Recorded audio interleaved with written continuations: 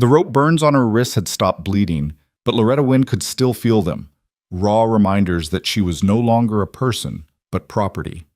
3 small bodies pressed against her legs on the auction platform, and the auctioneer's voice rang out like a death sentence. "The children will be sold separately." Her scream tore through the Kansas morning. Then a cowboy's voice cut through the chaos. "I'll take them all."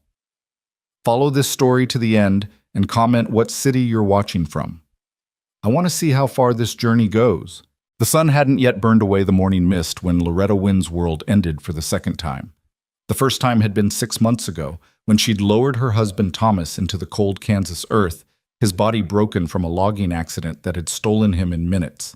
The second time was now, standing barefoot on a wooden platform in the center of Lawrence's main square, her 3 children clinging to her tattered skirts like drowning sailors to driftwood. "Lot 47!" The auctioneer's voice cracked through the spring air, sharp as a whip. One adult female, approximately 28 years, good health, skilled in household duties and midwifery. 3 children included, 2 boys, 1 girl. Included, as if Caleb, Molly, and little Eli were nothing more than furniture in an estate sale. Loretta's fingers found Molly's small hand and squeezed. The 5-year-old looked up at her with eyes too knowing for such a young face, eyes that had watched their father die, watched their home get seized, watched their mother's hope drain away like water through cupped hands. "Mama," Molly whispered, "my feet hurt." The platform's rough wood was splintered and hot even in the morning cool. None of them had shoes anymore. Those had been sold 3 weeks ago to pay for bread that had lasted 2 days. "I know, sweet girl." Loretta's voice came out steadier than she felt. "Just a little longer." But she didn't believe her own words. How much longer could this nightmare stretch? They'd been on this platform for nearly an hour while the auctioneer worked through lots of seized property, farm equipment, furniture, livestock, and now people. People whose debts had swallowed them whole. Thomas's debts, specifically. Debts Loretta hadn't known existed until men in fine suits appeared at her door with papers she couldn't read and numbers that didn't matter because the sum was simple. Everything she had wasn't enough. 7-year-old Caleb stood rigid beside her, his small jaw set in a way that broke her heart. He was trying to be the man of the family now, trying to be brave, but his hand trembled in hers. On her other side, 3-year-old Eli had his face buried in her skirt, thumb in his mouth, a habit she'd been trying to break him of before the world fell apart. The crowd before them was a mix of weathered farmers, stern-faced merchants, and a handful of women whose eyes held either pity or cold calculation. Loretta had learned to tell the difference. Pity was useless. Calculation meant someone was measuring her worth in dollars and work hours. "Now, folks," the auctioneer continued, a portly man named Jessup, who'd known Thomas and still wouldn't meet Loretta's eyes. "This here's a valuable acquisition. Woman's young, strong, experienced in childbed attendance. Saved 3 babies just last winter during the fever. The children stay with me." Loretta's voice rang out clear and sharp, cutting through Jessup's sales pitch. Heads turned, whispers rippled through the crowd. Jessup's face reddened. "Mrs. Wynn, we've discussed this. We've discussed nothing." She pulled her children closer, feeling their small hearts racing against her legs. "You will not separate my family." "Ma'am, the debt requires—" "I don't care what the debt requires." Her voice cracked, desperation bleeding through. "They're children, my children. You cannot—" "The children will be sold separately." The new voice came from the side of the platform, a lawyer named Thornton, all sharp angles and sharper words. He stepped forward with a leather portfolio, reading from a document. Per Kansas territorial law regarding debt seizure, dependents may be distributed independently to maximize debt recovery. The boy Caleb has value in farm labor. The girl shows promise in domestic service. The youngest— No. The word tore from Loretta's throat as a sob. "Please, please, I'm begging you. Mama—" Caleb's voice was high and frightened now, the man of the family facade crumbling. "Mama, what's he saying?" She couldn't answer, couldn't breathe. The platform seemed to tilt beneath her feet. $40 for the lot, someone called from the crowd, a farmer she didn't recognize, tobacco-stained beard and calculating eyes. $40, Jessup repeated, relief in his voice at finally getting a bid. Do I hear 50? Wait. Loretta tried to speak, but her voice was lost in the auctioneer's rhythm. $40 going once. They stay together. She was screaming now, dignity abandoned. You cannot take them from me. 45 for the woman alone, another voice, a merchant this time. Don't need the children. The words hit like a physical blow. Molly began to cry, silent tears streaming down her dirty face. Eli's thumb-sucking grew more frantic. $60 for the woman and the girl. This from a woman in a severe black dress, her eyes on Molly with an intensity that made Loretta's skin crawl. The boys can go elsewhere. No! Loretta lunged forward, but Thornton's hand clamped on her shoulder, holding her in place. $60 for the woman and girl, Jessup called. Do I hear? 70 for just the older boy, a new bidder, a rancher from the sound of his voice. Need field hands. Caleb made a sound like a wounded animal. His hand in Loretta's grip was ice cold despite the warming day. Mama, don't let them... His voice broke on a sob. I won't, baby. I won't. But she was lying. She was powerless. She was nothing but property now, and her children were being picked apart like a carcass by vultures. We have 70 for the boy, Jessup announced. 60 for woman and girl. What about the youngest? Too young for work, someone called dismissively. Orphanage, probably. No! Loretta's scream split the morning. No, no, please! She was begging now, all pride gone. Please, someone. Anyone. We'll work. We'll work as hard as you need, just don't separate us. Please, God, don't separate us. But God, it seemed, had stopped listening to Loretta Wynn. 75 for the boy, Jessup called. Going once? I'll give you 80. The rancher again, stepping closer. He was looking at Caleb the way one might examine a horse, checking teeth, muscle, potential years of labor. Caleb's breath came in rapid gasps. Loretta recognized the signs of panic, the same way he'd breathed when Thomas died, when the nightmares came, when the world proved too cruel and too big. $80 going, D. 90 for woman and girl. The woman in black, impatient now. 90 going, Mama! Molly's shriek was pure terror. Mama, I don't want to go. You won't, baby. You won't. Loretta pulled her daughter up into her arms, Molly's legs wrapping around her waist. Nobody's taking you. Ma'am, you need to put the child down. Thornton's voice was cold. You're disrupting the proceedings. Proceedings? Loretta whirled on him, Molly still in her arms, her voice rising to something between a laugh and a scream. You're selling my children like cattle, and you call it proceedings.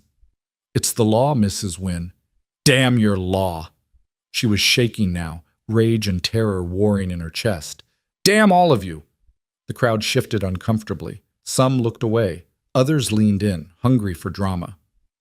If you don't calm down, I'll have you removed, Thornton warned. The auction will continue without you. The threat landed like he'd meant it to. If she was removed, she wouldn't even be able to see where her children went, wouldn't be able to follow, wouldn't be able to find them. Slowly, with hands that shook so badly she could barely control them, Loretta set Molly back down on the platform. The little girl's wail was a knife to the heart. That's better. Jessup cleared his throat. Now, where were we? 90 for woman and girl. $100. The voice came from the back of the crowd, deep, quiet, but carrying a weight that made everyone turn. Loretta couldn't see who'd spoken through her tears. 100 for which lot? Jessup asked, squinting into the crowd. All of them. The crowd parted like water, and Loretta saw him for the first time. He was tall, taller than Thomas had been, with sun-darkened skin and light hair that fell nearly to his shoulders beneath a worn brown hat. His clothes were working clothes, dusty boots, faded denim, a shirt that had seen too many washings. But there was something in the way he carried himself, the set of his shoulders, the steady way he moved through the crowd, that commanded attention. He reached the platform and looked up at her, and Loretta found herself staring into the palest blue eyes she'd ever seen, eyes the color of winter sky, direct and unreadable. You want to buy all four? Jessup sounded skeptical. That's considerably more. I know what it is. The cowboy's voice was quiet but firm. $100 for the woman and all 3 children. Together. The word together landed like a stone in still water, ripples spreading through the crowd. That's, Jessup fumbled with his papers. That's less than the separate bids would total. It's more than you'll get if you drag this out much longer. The cowboy's eyes hadn't left Loretta's face. Crowd's getting uncomfortable. You'll lose buyers. He wasn't wrong. Several people had already started to drift away, unwilling to watch the ugliness play out any further. The debt amount is $140, Thornton interjected sharply. 100 isn't sufficient. 125. The cowboy pulled out a leather pouch, counted coins onto the platform edge with steady hands. Cash. Right now. No haggling, no waiting for bank transfers. Thornton and Jessup exchanged glances. Cash was king in Kansas territory, especially in these uncertain times. Credit could fail, banks could collapse. But coin? 125 for all 4, Jessup said slowly. That leaves $15 unaccounted for. I'll pay the remaining 15 to the widow directly. The cowboy's voice was steady. As wages for work, honest wages. That's not how this works, Thornton began. That's how it's working today. The cowboy's voice didn't rise, but something in it made Thornton take a step back. You have buyers running away, a woman and children in distress, and a debt that needs settling. I'm offering cash, right now, or we can stand here arguing while your crowd disappears and you end up with nothing. A long moment of silence. Somewhere in the square, a horse whinnied. A child laughed, oblivious to the drama unfolding. Then Jessup nodded slowly. Sold, $125 to... He paused. I don't believe I caught your name, sir. Weston Hale. The cowboy, Weston, placed the coins in Jessup's outstretched hand. Hale Ridge Ranch, about 12 miles south. Loretta's heart was hammering so hard she could barely hear over it. This was happening. This stranger was buying them. All of them. Together. But what did that mean? What did he want? Men didn't spend that kind of money out of kindness. Everyone wanted something. Weston turned to her then, and she saw something in his face that looked almost like gentleness. Ma'am? Can you walk? She realized she was trembling head to toe, barely standing. Molly was crying into her skirts. Caleb stood frozen. Eli had wet himself and didn't seem to notice. Her voice failed her. It's all right. Weston climbed up onto the platform, the first person to stand with her rather than above her since this nightmare began. He moved slowly, carefully, as if approaching a spooked horse. My name is Weston Hale. I have a ranch that needs help. Cooking, cleaning, mending, that sort of thing. Your children can help with light chores, age appropriate. Nothing cruel, nothing improper. You'll have rooms, food, wages, fair wages. Loretta stared at him, searching his face for the lie, for the trap, but his eyes were steady, calm. Why? The word came out as a whisper. Why would you do this? Something flickered across his face, pain maybe, or memory. Because nobody should have their family torn apart, he said quietly. Not if there's something that can be done about it. He held out his hand to her, not demanding, just offering. An invitation, not a command. Loretta looked at that outstretched hand, rough with calluses and honest work, and felt something inside her chest crack open. It might have been hope. It might have been desperation. Maybe there was no difference anymore. She took his hand. His grip was firm but gentle, steadying her as she swayed on her feet. Then he turned to the children. Caleb, is it? He crouched down to the boy's level. I could use someone who knows how to work hard. Think you might be interested in learning about horses? Caleb's eyes widened. Horses? Have a whole string of them back at the ranch. They need feeding, grooming, training. Reckon a smart boy like you could learn quick.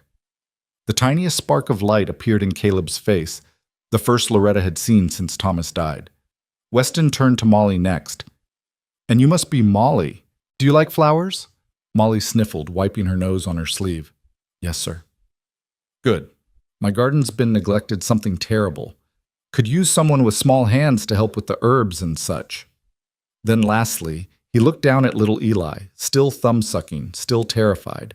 Weston didn't say anything, just pulled a small carved wooden horse from his pocket and held it out. Eli stared at it for a long moment, then reached out with one small hand and took it. "Let's get you folks off this platform," Weston said, straightening. "You've stood here long enough." He helped them down one by one. Loretta first, then the children. His hands were steady, his movements calm. When Eli stumbled on the last step, Weston caught him easily and set him on his feet. The crowd was dispersing now, the show over. Loretta saw pity in some faces, approval in others, and cold disapproval in a few. She didn't care. Let them judge. She and her children were still together. "My wagon's just over there." Weston gestured toward a sturdy-looking wagon hitched to 2 horses. "It's about 2 hours to the ranch. You all hungry?" Hungry? The word seemed to come from another lifetime. When had they last eaten? Yesterday? The day before? "Yes, sir," Caleb said, his voice small. "Well, we'll fix that soon enough." Weston started walking toward the wagon, moving slow enough that the children could keep up. "Mrs. Wynne, how long since you've eaten?" "I don't remember." It was the truth. The days had blurred together into a haze of fear and hunger. "Right." Weston's jaw tightened. "Well, that changes today." He helped them into the wagon bed, where blankets were folded neatly in one corner. Loretta sank down onto them, her children clustering around her like chicks around a hen. The blankets were clean, well made, better than anything they'd had in months. Weston climbed into the driver's seat and clicked to the horses. The wagon lurched into motion, and Lawrence Square, with its auction platform and hard-eyed bidders, began to fall away behind them. Loretta sat in the wagon bed, her arms around all 3 children, and tried to process what had just happened. One moment she'd been watching her world end. The next, a stranger had stepped in and changed everything. But why? The question gnawed at her. Men didn't do things without reason. What did Weston Hale really want? As if sensing her thoughts, Weston called back over his shoulder, "I imagine you have questions, ma'am." "Several." Her voice was hoarse. "Fair enough. Ask away." What exactly are you expecting from us?" "Told you. Help around the ranch. Cooking, cleaning, mending, garden work, basic chores. Your boy can help with the horses if he wants, your daughter with the herbs. The little one can just be a little one for a while." "And that's all?" There was a pause. When Weston spoke again, his voice was gentler. "Ma'am, I know what you're asking, and I know you got no reason to trust me. But I'm not that kind of man, never have been. You'll have your own quarters, your own space. Locked door if you want it. This is employment, nothing more, nothing less." Loretta wanted to believe him. God, how she wanted to believe him. But trust was a luxury she couldn't afford anymore. "Why did you buy us?" she asked quietly. "The truth." Another pause. The wagon wheels creaked. A meadowlark sang from a fence post. "Had a sister once," Weston said finally, his voice so quiet she almost missed it. "Sarah. She was younger than me. Sweetest thing you ever saw. Our daddy died when I was 12, she was 9. Our mama did her best, but we had debts. Not as bad as what you faced, but bad enough." He went silent. Loretta waited. "They separated us," he continued, his voice flat now. "Sold me to a ranch hand who needed help, sent Sarah to a family in Missouri who wanted a household girl. I was going to find her soon as I was old enough, soon as I saved enough money." "What happened?" Loretta asked, though part of her didn't want to know. "Cholera. Took her when she was 11. I didn't even know until 3 months after she was gone." His hands tightened on the reins. "I swore that day that if I ever had the means, if I ever saw a family about to be torn apart, I'd do something about it." The words hung in the air between them, heavy with old grief. "I'm sorry," Loretta whispered. "Me too." Weston's shoulders were rigid. "But that's why. That's the truth of it. I got the money, you needed help, and those children deserve to stay with their mama. Simple as that." It wasn't simple at all, Loretta thought. Nothing about this was simple. But looking at the set of his shoulders, the way his hands held the reins with quiet competence, she thought maybe, just maybe, he was telling the truth. "Thank you," she said quietly. For what you did back there. For keeping us together. No thanks needed, ma'am. Just... He glanced back at her, those pale blue eyes meeting hers for a moment. Just get some rest. You're safe now. All of you. Safe. The word felt foreign, dangerous, like believing in it might jinx everything. But Caleb had already curled up against her side, his breathing evening out. Molly's head was in her lap. Even Eli had stopped crying, the wooden horse clutched in one small fist. Loretta let her head fall back against the wagon side and closed her eyes. The sun was warm on her face. The wagon rocked gently. And for the first time in 6 months, she let herself stop fighting. Just for a moment. Just long enough to breathe. The Kansas prairie stretched out around them. Endless sky, waving grass, the promise of horizon. Somewhere ahead was Hale Ridge Ranch. Somewhere ahead was whatever came next. But right now, in this wagon, her children were still hers. They were together. They were breathing. It was enough. It had to be enough. The wagon rolled on. They'd been traveling for about an hour when Weston pulled the wagon to a stop near a small creek. Loretta's eyes snapped open. She hadn't meant to doze, hadn't meant to let her guard down, but the children had fallen into exhausted sleep around her. Easy, Weston said, holding up a hand. Just thought we could use a break. Water the horses, stretch our legs. He climbed down and began unhitching the horses, moving with the easy efficiency of someone who'd done the task 1,000 times. Loretta carefully extracted herself from the tangle of sleeping children and climbed down on shaky legs. The creek was narrow but clear, running over smooth stones. Trees provided dappled shade. It was beautiful in a simple way that made Loretta's chest ache. When had she last noticed beauty? There's a canteen by the seat, Weston said, leading the horses to drink. Help yourself. She found it and drank deeply, the water cool and sweet. She hadn't realized how thirsty she was. The children? Weston asked. Sleeping. Loretta sat down on the grass, her legs simply giving out. They haven't slept well in a long time. Can't imagine they have. Weston finished with the horses and came to sit nearby. Not too close, she noticed, keeping a respectful distance. You either, I'd wager? No. She watched the water flow over the rocks, hypnotic and soothing. Not since Thomas died. Your husband? She nodded. Logging accident. A tree fell wrong. He was gone before the doctor even arrived. I'm sorry. Everyone's sorry. The words came out more bitter than she'd intended. Sorry doesn't pay debts. No, Weston agreed quietly. It doesn't. They sat in silence for a while. A dragonfly hovered over the water.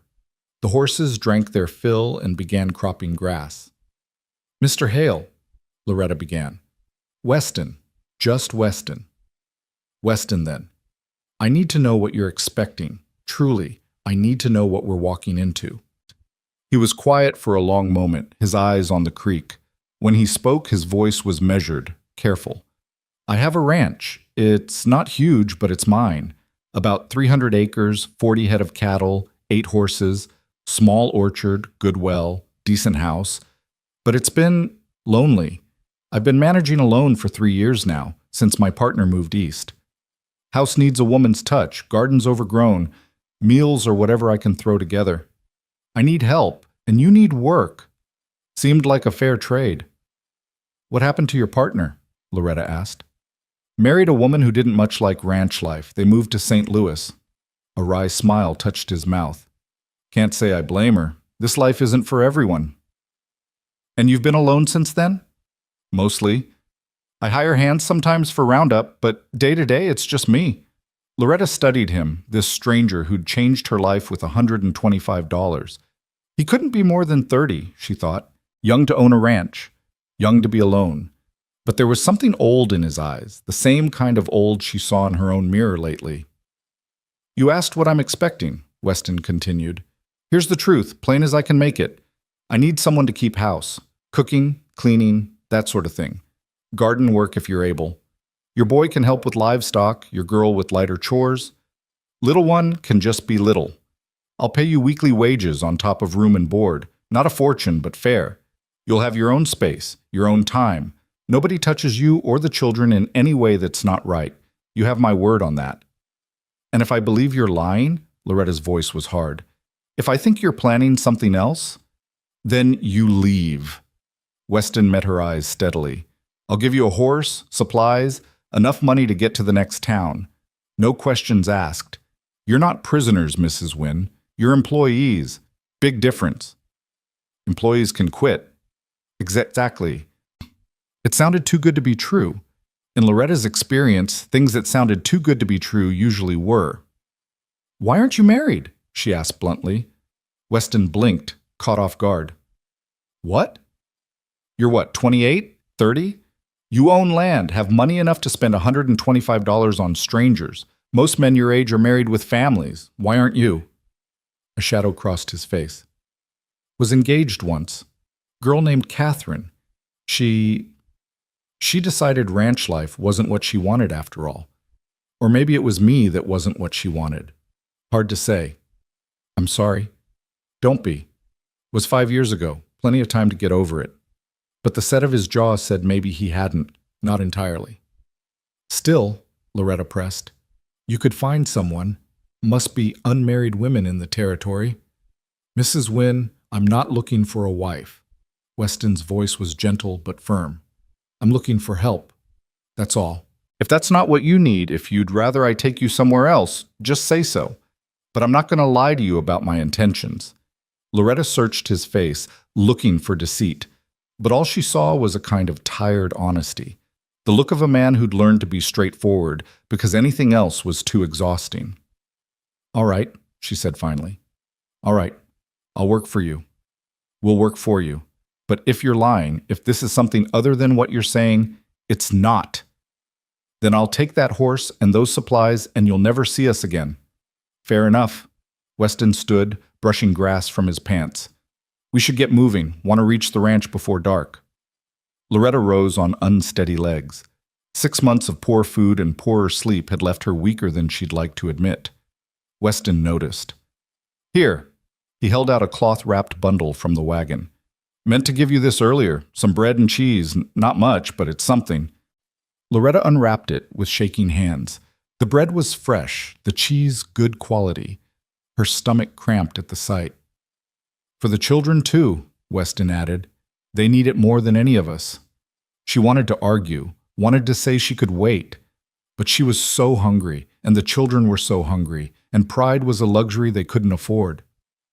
Thank you, she whispered. Just bread and cheese, ma'am. Nothing to thank me for. But it wasn't just bread and cheese.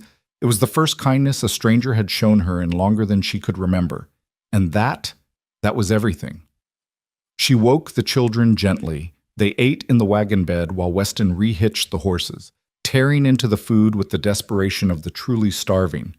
Loretta made herself eat slowly, carefully, knowing her shrunken stomach couldn't handle too much at once. When they were ready, Weston helped them back into the wagon, and they set off again. The afternoon sun slanted golden across the prairie. Meadowlarks sang. The grass rippled like water in the wind. Caleb climbed up to sit near Weston, asking questions about the horses, about the ranch, about everything. Weston answered patiently, his voice low and calm. Molly played with the wooden horse Weston had given Eli, making it gallop across her knee. Eli dozed, thumb in mouth, finally peaceful. Loretta watched Weston's back as he drove, the easy set of his shoulders, the gentle way he answered Caleb's endless questions. This man was a stranger. This man had bought them like property. This man held their lives in his hands, but he'd kept them together. That had to count for something, didn't it? The sun was touching the horizon when Weston pointed ahead. There, Hale Ridge. Loretta looked and saw it.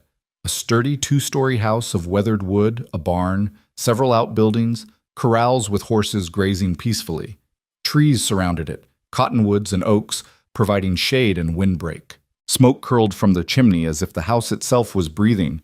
It looked like a home. The thought brought unexpected tears to Loretta's eyes. Home. She'd lost that word along with everything else, but looking at Hale Ridge in the golden evening light, she felt something stir in her chest, something fragile and dangerous that might have been hope. The wagon rolled through the gate and stopped in front of the house. Weston climbed down and began unhitching the horses again, his movements practiced and smooth. "Welcome to Hale Ridge," he said quietly. "Welcome home.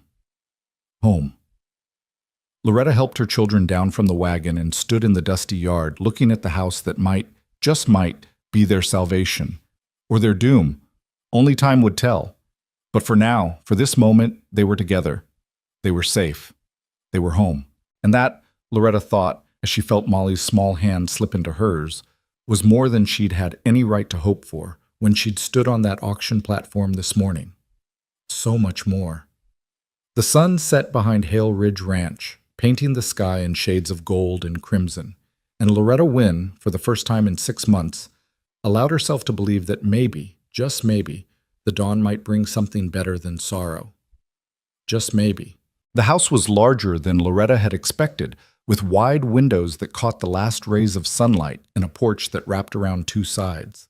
Weston led them up the steps, the wood creaking softly under their feet, and pushed open the front door.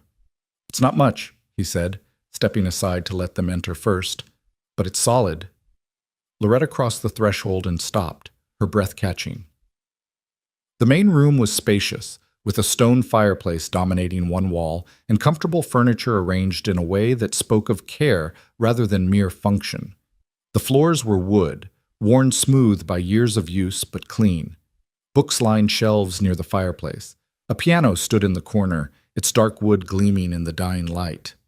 "You have a piano," she whispered, the words escaping before she could stop them. Weston's expression softened. "My mother's. Only thing I kept when she passed. Do you play?" I used to. Before everything fell apart," she meant. "Before Thomas died and the world turned cruel." "Well, it's there if you want it." He moved past her into the room, lighting lamps that pushed back the gathering darkness. "Kitchen's through here. 3 bedrooms upstairs, 1 down here that I use. Figured you and the children could take the upstairs." Caleb and Molly stood close to Loretta, their eyes wide as they took in their surroundings. Eli had fallen asleep again in her arms, his small body heavy with exhaustion. "Come on," Weston said gently. "Let me show you the rest." He led them through the house with quiet pride, pointing out the kitchen with its large wood stove and pump that brought well water right to the sink, the pantry stocked with provisions, the dining table that could seat 8. Everything was clean but lived in, cared for but clearly maintained by a single person doing his best.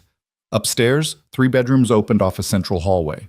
The largest had a double bed with a patchwork quilt, a dresser, and a window that looked out over the prairie. "This was my parents' room," Weston said. "Thought you might want it, Mrs. Wynne. The 2 smaller rooms could be for the children, or they could share one and you could use the other for, well, whatever you need." Loretta set Eli down on the bed carefully. The little boy didn't wake, just curled into a ball on the quilt. She ran her hand over the fabric, feeling the careful stitches, the love that had gone into making it. "This is too much," she said quietly. "It's just rooms that aren't being used." Weston leaned against the doorframe, his arms crossed.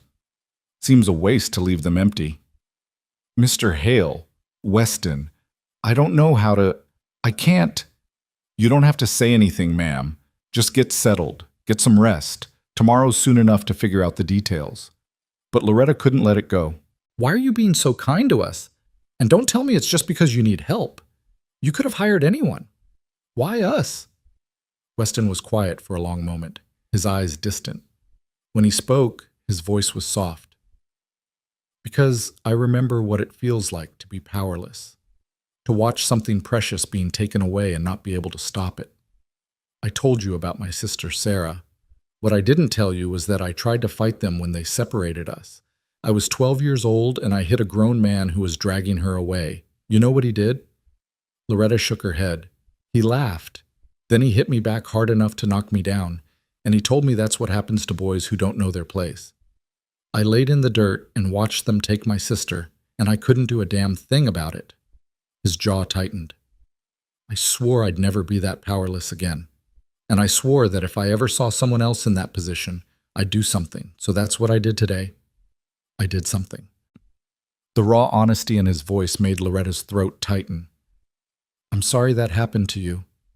ancient history now. But the pain in his eyes said it wasn't, not really.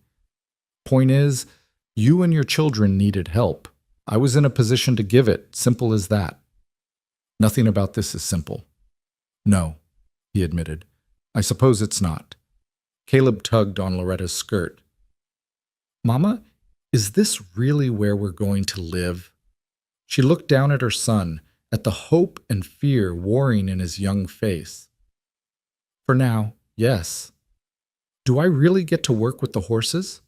Weston crouched down to Caleb's level. If you want to, but only if you want to. Nobody's going to force you to do anything here, Caleb. That's a promise. I want to, Caleb said quickly. I really want to. Then tomorrow, after you've rested, I'll introduce you to the horses. We'll start with the gentle ones, let you get comfortable. Sound good? Caleb's smile was the first real one Loretta had seen from him in months. Yes, sir. Molly, braver now, stepped forward. And I can help with the garden? Absolutely. Gardens out back, gets good sun. Herbs need tending, flowers need weeding. Could use someone with a careful touch. I have a careful touch, Molly said seriously. Mama says so. Then you're exactly who I need. Weston straightened, his expression gentle. Now, I bet you're all hungry for more than bread and cheese. How about I make us some supper? You cook? The words slipped out before Loretta could stop them. Weston's laugh was low and warm. Well, I haven't starved yet, though that's more stubbornness than skill. But I can manage bacon and eggs, biscuits if I'm feeling ambitious. It's not fancy, but it'll fill your bellies. I can cook, Loretta said quickly. That's part of what you hired me for, isn't it? I should... Mrs. Wynne. Weston's voice was firm but kind. You stood on an auction block this morning. You've been living God knows how, eating God knows what. Tonight, you rest. Tomorrow, we'll figure out the work. Tonight, you just be. The kindness in his words nearly undid her. She felt tears prickling at her eyes and blinked them back fiercely. Thank you, she managed. Nothing to thank me for. Now, you three get settled up here. Wash up if you want. There's a basin and pitcher in each room, fresh water in the kitchen. I'll call you when supper's ready. He left, his boots heavy on the stairs. Loretta sank down onto the bed beside Eli, suddenly exhausted beyond measure.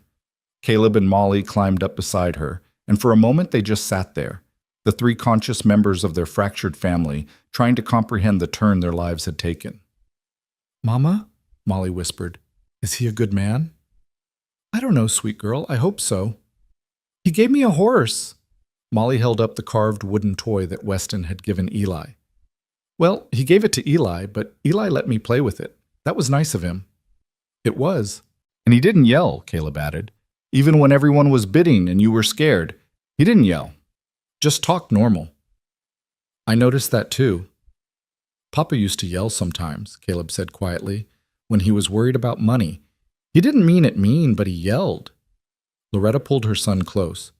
Your papa loved you very much. He was just scared sometimes. We all are. Are you scared now, Mama? Honesty warred with the desire to protect them from more fear. Honesty won. Yes, but maybe a different kind of scared. Not the same as this morning. What kind of scared? Scared that this might be too good to be true. Scared that something will go wrong, but also, she paused, searching for words, also hopeful, and I haven't felt hopeful in a very long time.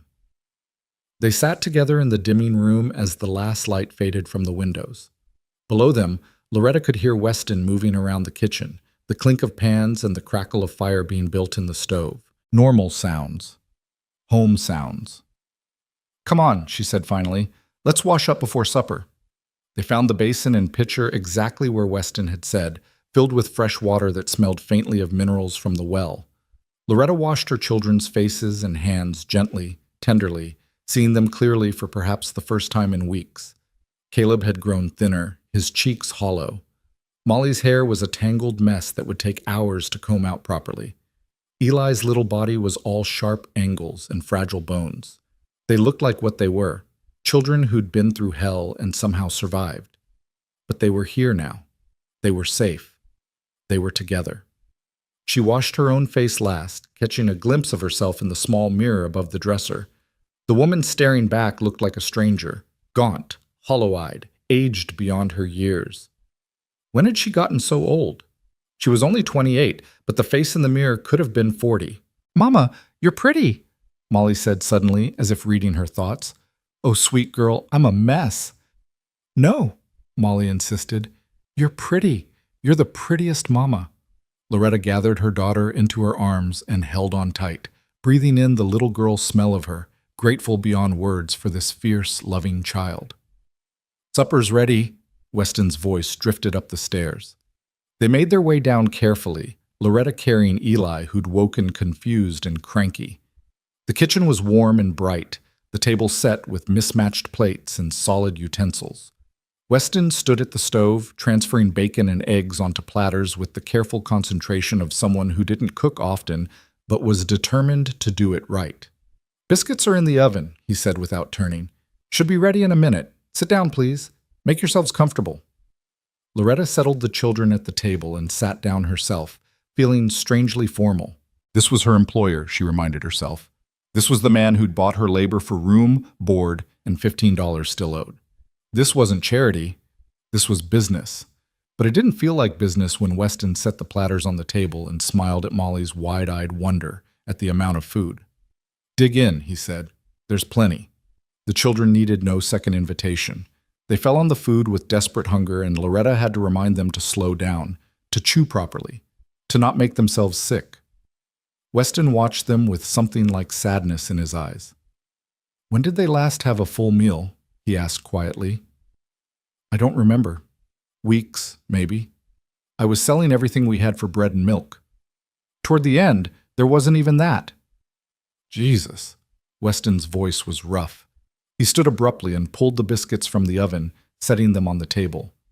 "Well, that changes now. From now on, 3 meals a day. More if they're hungry. Mr. Hell, I can't let you, Yes, you can. They're children, Mrs. Wynne. Children need to eat." He sat back down, his expression fierce. "And for God's sake, call me Weston. Mr. Hale makes me feel like my father." "All right, Weston. But only if you stop calling me Mrs. Wynne. It's Loretta." Something shifted in his expression, softened. "Loretta, that's a good name." "It was my grandmother's. She'd be proud of you." "I don't know about that." Loretta forced herself to eat, though her stomach had shrunk so much that even a small portion felt like too much. "I let my children nearly starve. I let us end up on an auction block. I don't think there's much to be proud of." "You kept them alive." Weston's voice was steady.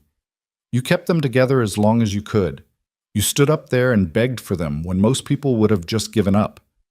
That takes strength, Loretta. Real strength." She had no answer to that, so she focused on her plate, on the miracle of hot food and full bellies. Around her, her children ate with the single-minded intensity of the truly hungry, and she felt her heart crack open a little more. "Thank you," she whispered, "for all of this." "You're welcome. But Loretta, you don't have to keep thanking me. This isn't charity. You're going to work for this. You're going to earn every bit of it." "I will, I promise. I'll work harder than anyone you've ever—" "I don't doubt it. But maybe we start with just getting through tonight, Rest of it can wait for tomorrow." They finished the meal in companionable silence, broken only by the children's chatter as they grew more comfortable. Caleb asked questions about the ranch, about the horses, about everything. Molly wanted to know about the garden, about what grew there, about whether there were flowers. Even Eli, shy and quiet, warmed enough to ask if there were cats.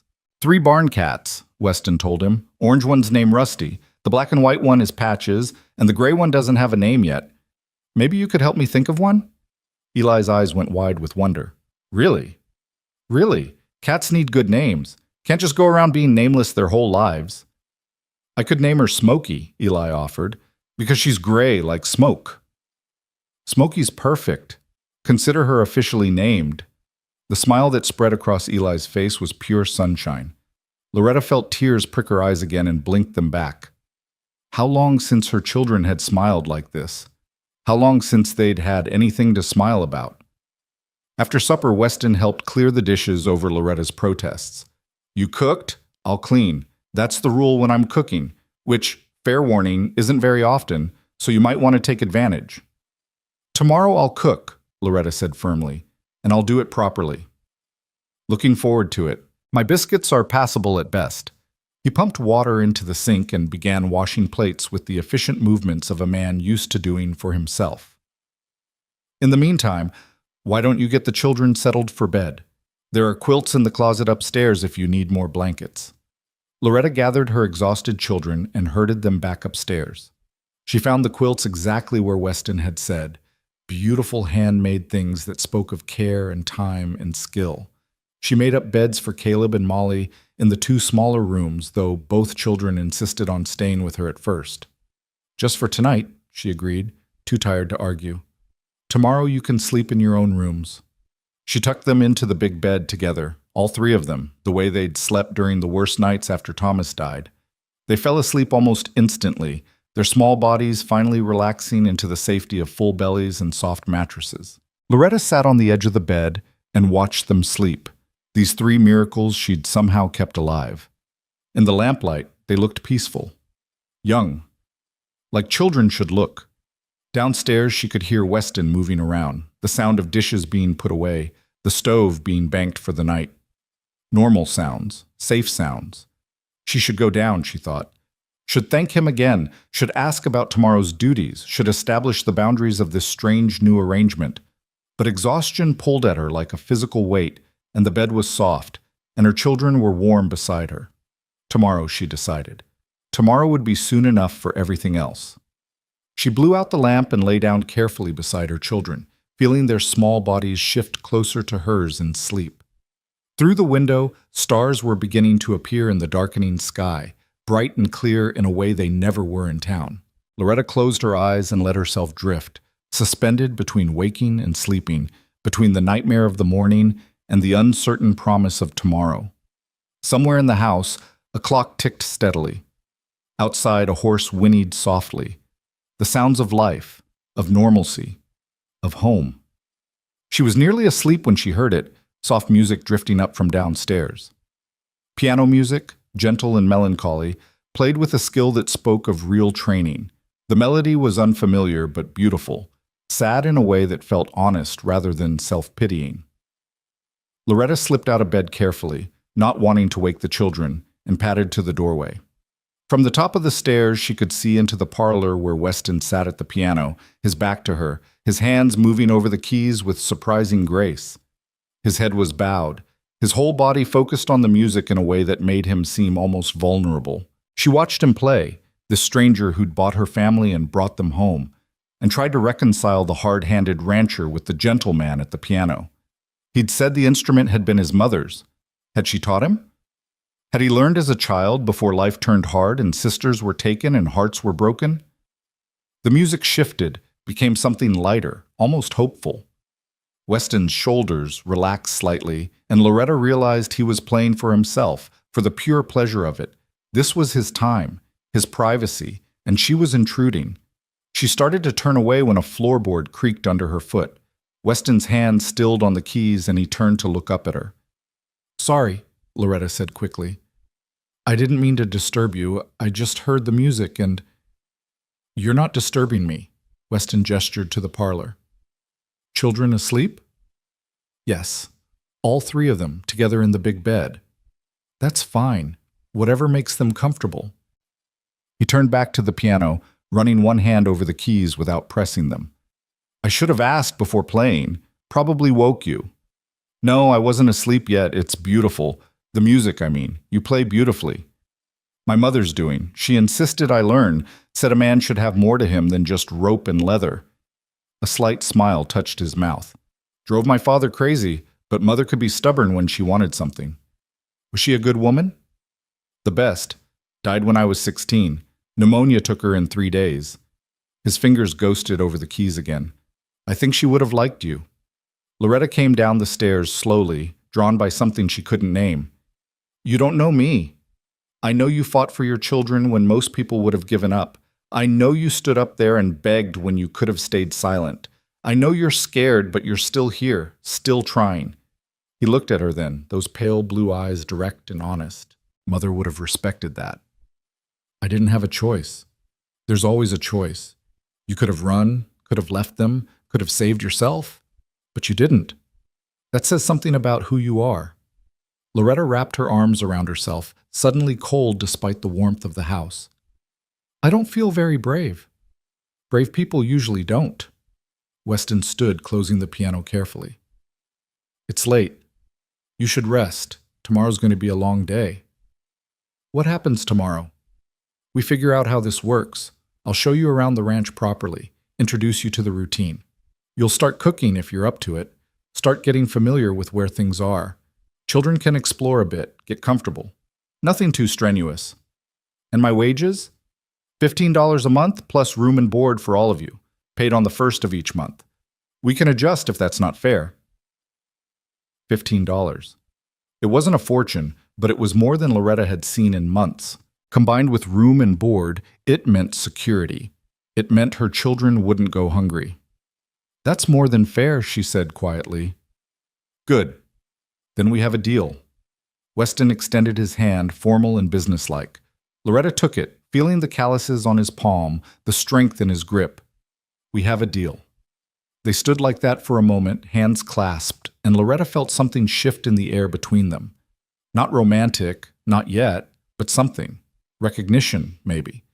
Two people who'd been through darkness and somehow survived. Two people trying to build something better from the ruins. Good night, Loretta. Good night, Weston. She went back upstairs to her children, to the bed that was soft and clean and safe. Outside, the stars wheeled slowly across the Kansas sky. Inside, the house settled around them with creaks and sighs, the sounds of a place lived in and loved. Loretta pulled the quilt up over her shoulders and closed her eyes. Tomorrow would bring challenges, she knew. Tomorrow would bring hard work and uncertainty and all the complications of this strange new arrangement. But tonight, her children were fed and warm and sleeping peacefully. Tonight, they had a roof over their heads and a man who seemed, against all odds, to be genuinely kind. Tonight was enough.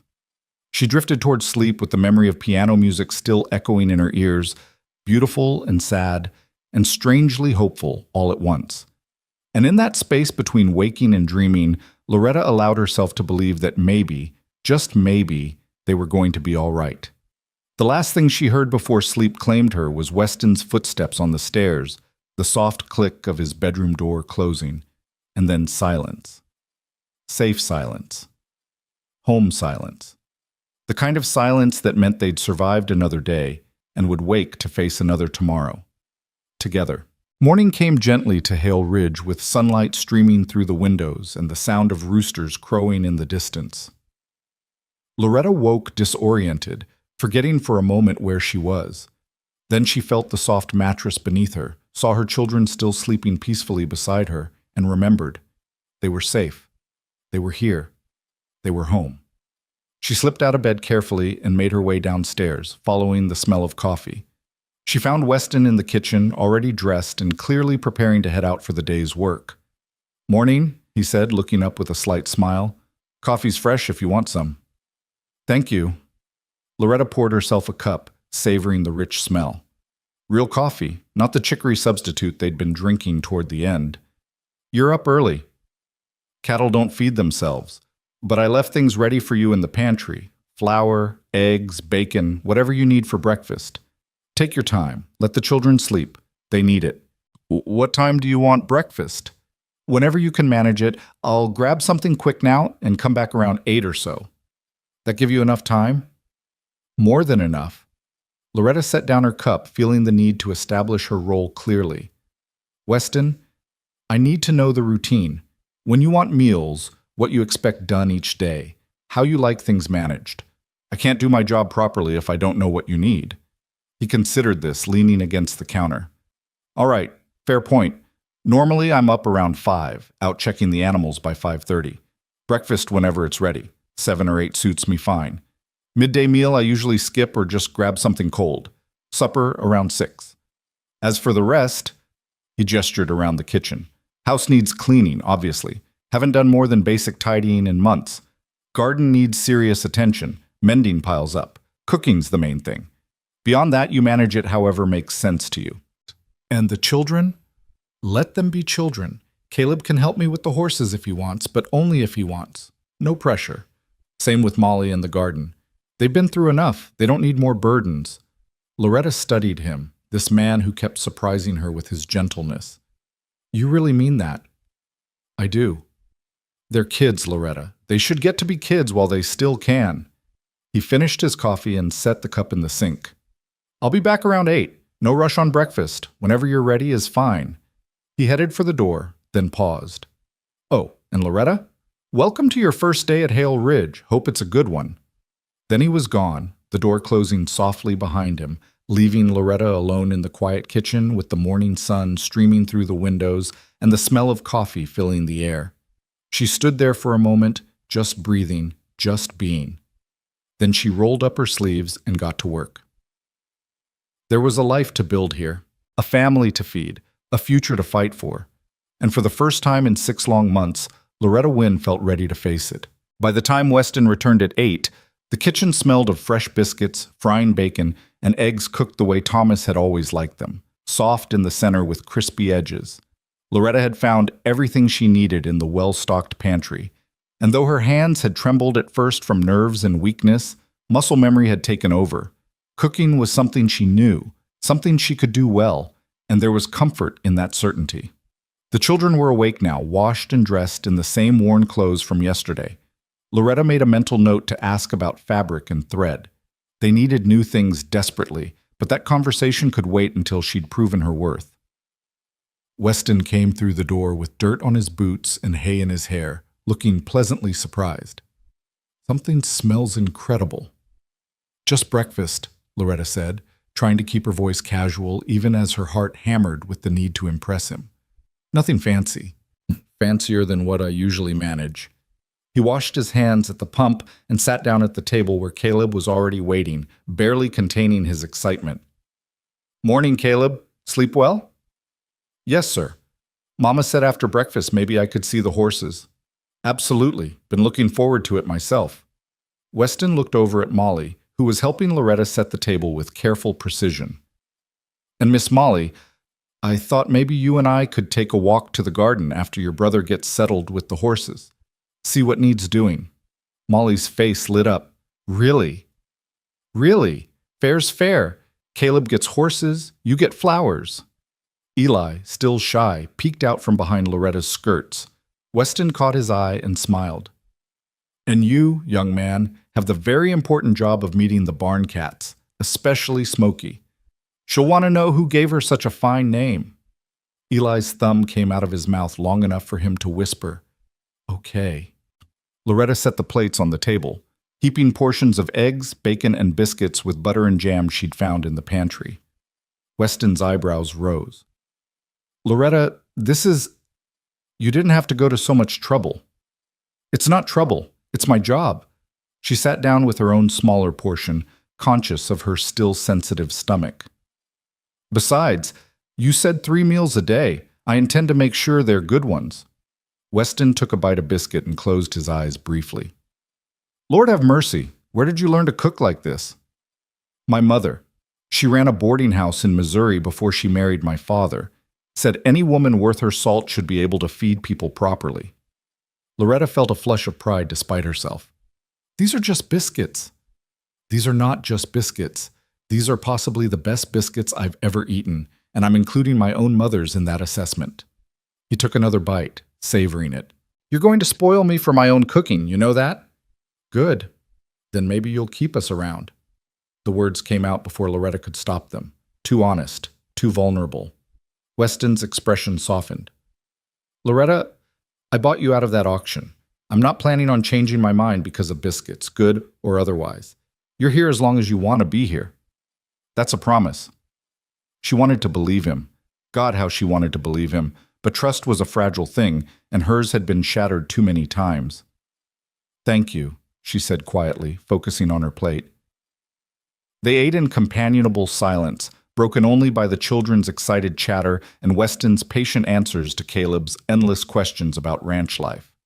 Loretta watched him interact with her son, never condescending, never impatient, treating the boy's curiosity with the same seriousness he'd given adult. Thomas had loved Caleb, but he'd often been too tired or too worried about money to really listen.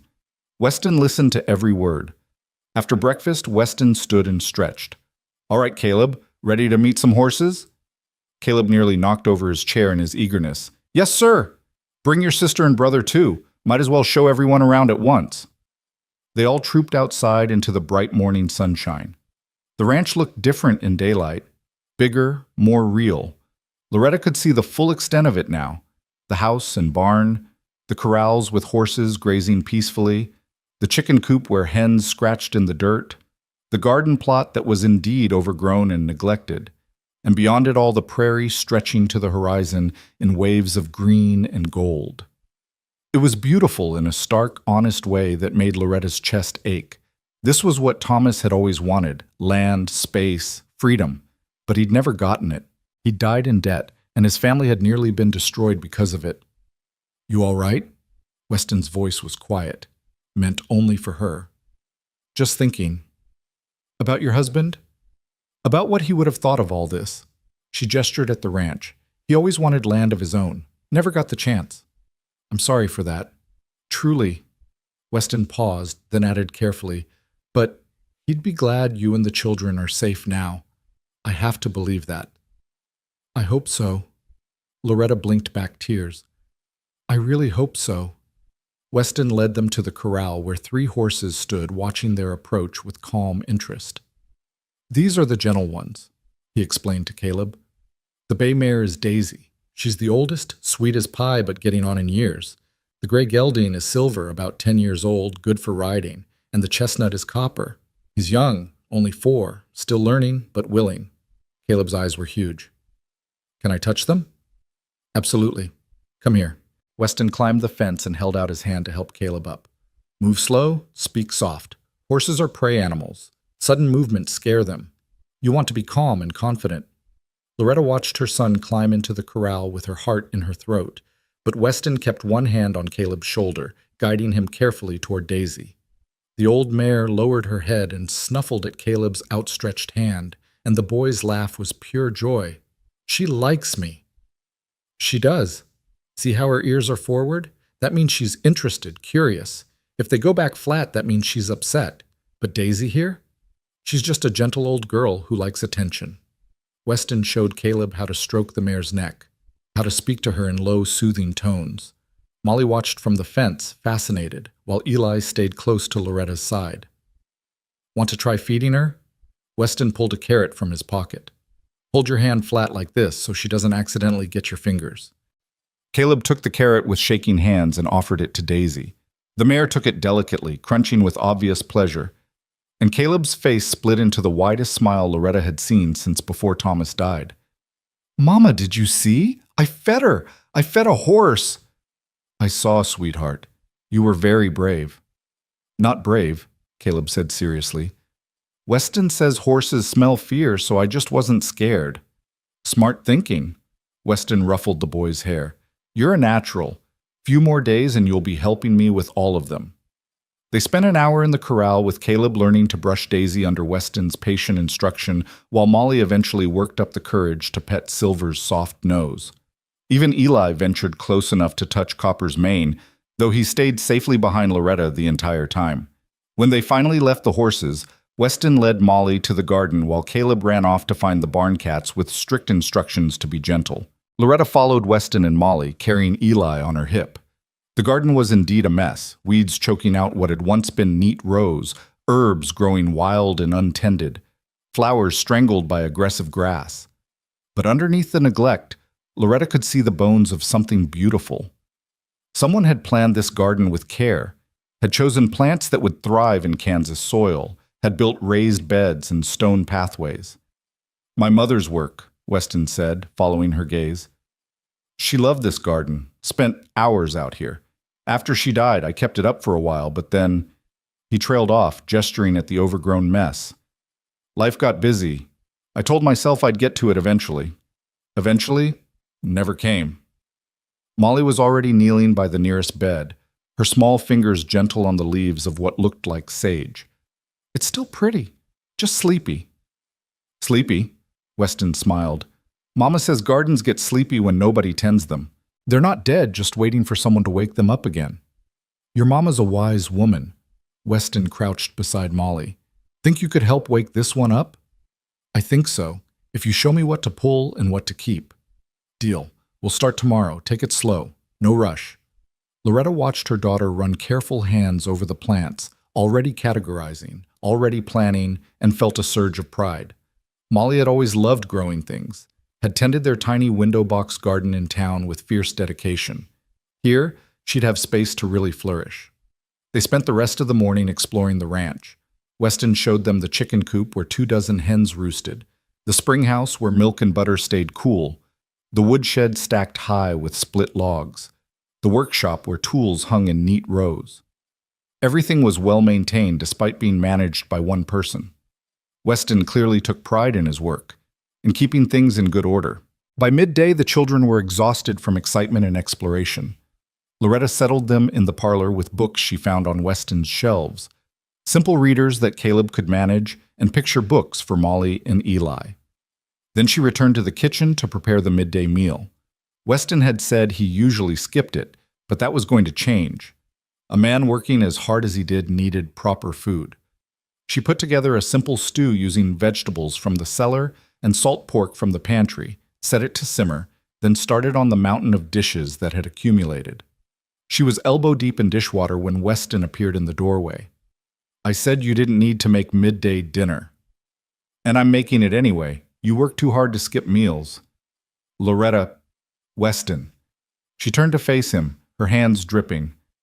Let me do my job, please. I need to earn this, all of this. I need to know I'm pulling my weight. Understanding crossed his face. All right, but you're here feeding yourself too, understood? Not just me and the children. You're thin as a rail. I'm eating. Not enough. I saw your portion at breakfast. He leaned against the door frame, his voice gentle but firm. I need you healthy, Loretta. Can't run this place if you collapse from hunger. I won't collapse. Promise me you'll eat properly, same portions as everyone else. It was easier to agree than to argue. I promise. Good. He pushed off from the doorframe. I've got to check the fence line in the south pasture. Should be back by 3 or so. Don't wait on supper for me if I'm late. I'll keep it warm. He nodded and left, and Loretta returned to her dishes, her mind churning. This strange dance they were doing, employer and employee, but something more too. Something she couldn't quite name. Weston was kind, but she'd known kind men who turned cruel when they thought they owned you. She'd known men who smiled and lied in the same breath. But something about Weston felt different. The way he looked at her children with genuine affection. The way he'd given her that locked door upstairs without her even asking. The way he listened when she spoke, as if her words mattered. She wanted to trust him, wanted it so badly it frightened her. The days fell into a rhythm after that. Loretta rose early, prepared breakfast, cleaned the house from top to bottom, cooked 3 solid meals a day. Weston worked the ranch from dawn to dusk, patient and steady, never raising his voice, never demanding more than was reasonable. The children thrived. Caleb spent hours with the horses, learning to groom and feed them, his small shoulders growing stronger with each passing day. Molly worked in the garden, her careful hands coaxing life back into the neglected beds. Even Eli came out of his shell, spending his days following Smokey the cat around and helping Loretta with simple tasks like gathering eggs. 2 weeks passed, then 3, and slowly, so slowly Loretta almost didn't notice it happening, the house began to feel like home. She sewed new clothes for the children from fabric Weston brought back from town without being asked. She organized the pantry, the linen closet, the workshop. She scrubbed floors until they gleamed, washed windows until they sparkled, mended every piece of torn clothing she could find. She cooked meals that made Weston close his eyes in appreciation, that put meat on her children's bones and color in their cheeks. And at night, after the children were asleep, she'd hear the piano downstairs, soft melodies that spoke of loneliness and longing, of beauty found in unexpected places. Sometimes she'd creep to the top of the stairs and listen, watching Weston's profile in the lamplight as his fingers moved over the keys. He never saw her there, or if he did, he never said anything. It became their unspoken ritual, him playing, her listening, neither acknowledging the intimacy of the moment. One evening, about a month after they'd arrived, Loretta came downstairs to find Weston at the piano as usual. But this time he looked up and saw her. "I'm sorry," she said quickly. "I didn't mean to intrude." "You're not intruding. Come sit if you want." She hesitated, then slowly walked into the parlor and sat on the settee near the piano. Weston's hands rested on the keys but didn't play. "I've been meaning to ask," he said. "Are you happy here? You and the children?" The question caught her off guard. "Happy?" "Content, at least. Comfortable. I know this arrangement is unusual, but I want to make sure it's working for you." Loretta considered her answer carefully. "The children are thriving. Caleb talks about the horses constantly. Molly's garden is already showing improvement. Eli actually laughs now, which he hadn't done since Thomas died. So yes, for them, this is working. And for you? I'm grateful. More grateful than I can express." "That's not what I asked." Weston turned on the piano bench to face her fully. "Gratitude isn't the same as happiness." "I don't know if I remember how to be happy," Loretta admitted quietly. "The last year it's been hard to feel anything but afraid." "And now?" "Now I'm less afraid. That's something. It's a start." Weston's expression was thoughtful. "I want you to know, Loretta, that this doesn't have to be temporary. If you want to stay, if the children want to stay, this is your home for as long as you need it." "You say that now, but nothing. I mean it." He leaned forward, his elbows on his knees, his voice earnest. "I know what it's like to be alone. I know what it's like to come home to an empty house every night, to eat meals in silence, to have no one to talk to except the horses. Having you and the children here, it's changed things. Made this feel like a home again instead of just a place I sleep." Loretta's throat tightened. "We've disrupted your whole life." "You've improved my life. There's a difference." He smiled slightly. "I haven't eaten this well in years. The house has never been cleaner. And for the first time since my mother died, there's laughter here. Real, genuine laughter. That's worth more than you know." "The children adore you," Loretta said softly. "Caleb talks about you like you hung the moon. Molly made you a flower crown last week, but was too shy to give it to you. Eli asked me yesterday if you were going to be his new papa." Something flickered across Weston's face. Surprise, maybe, or longing. "What did you tell him?" "I told him that you're our friend, that you've been very kind to us. I didn't know what else to say." "Friend is good. Friend works." But there was something in his voice, something that suggested maybe friend wasn't quite enough.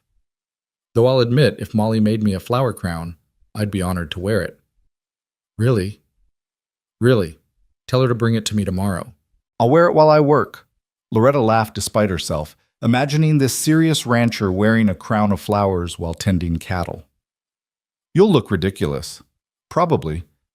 But Molly's feelings are more important than my dignity." He grinned. "Besides, the horses won't judge." They sat in comfortable silence for a moment, the lamplight warm around them. Then Weston turned back to the piano. "Do you still play?" he asked. "You said you used to." "Not in years. I'm sure I've forgotten everything." "Only one way to find out." He slid over on the bench, making room. "Come on, humor me." Loretta's heart hammered. Sitting that close to him, sharing the bench, felt dangerous somehow, intimate. But his expression was open, expectant, and she found herself standing and crossing to the piano before she could talk herself out of it. She sat carefully on the edge of the bench, leaving space between them. Her hands trembled as she lifted them to the keys. "I really don't remember much," she warned. "Doesn't matter. Just play something. Anything." She pressed a key tentatively, then another. Her fingers fumbled, searching for a melody she'd learned as a girl. It came back slowly, hesitantly, a simple piece her mother had taught her, sweet and uncomplicated. She made mistakes, hit wrong notes, but gradually the music began to flow. Beside her, Weston was perfectly still, listening. When she finished, he was quiet for a long moment. "That was beautiful," he said finally. "It was clumsy." "It was honest. That's better than perfect." Loretta looked down at the keys, at her work-roughened hands. When had she last done something just for the pleasure of it? When had she last made music instead of just surviving? "Play with me," Weston said. "I'll take the lower keys, you take the higher. We'll figure it out as we go." "I don't know if I can—" "Try. That's all. Just try." So she did. He started a simple melody in the bass, and she joined him tentatively in the treble. They stumbled at first, searching for harmony, but gradually they found it. A simple duet that shouldn't have worked, but somehow did. They played together in the quiet house while the children slept upstairs, and the Kansas night pressed close against the windows. When they finally stopped, Loretta realized she was crying. Silent tears streaking down her face, her chest tight with emotion she couldn't name. "Hey," Weston said softly. "What's wrong?" "Nothing. Everything. I don't know." She wiped at her face roughly. "I haven't felt this normal in so long. Haven't done something just because it felt good. I'd forgotten what that was like. Then we'll do it more often. Music, I mean, if you want." "I'd like that." She stood abruptly, needing distance, needing air. "I should go, check on the children." "Loretta, wait." Weston stood too, his expression serious. "I need to tell you something. I should have told you before, but I wasn't sure how you'd take it." Her stomach clenched with sudden fear. Here it was, the other shoe dropping. "What is it?" "The debt that put you on that auction block. The one attached to your husband. I paid it off completely." Loretta stared at him. "What?" "The full $140. I paid it to the court 3 weeks ago. The debt is settled. You're free. Completely free." The room seemed to tilt. "But you said there were $15 left, that you'd pay it as wages." "I lied." Weston's voice was steady, but his eyes were apologetic.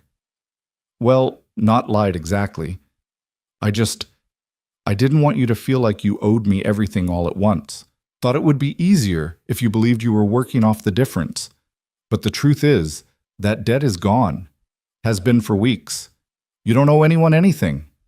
Loretta couldn't breathe. Free. The word meant nothing and everything. "Why would you do that?"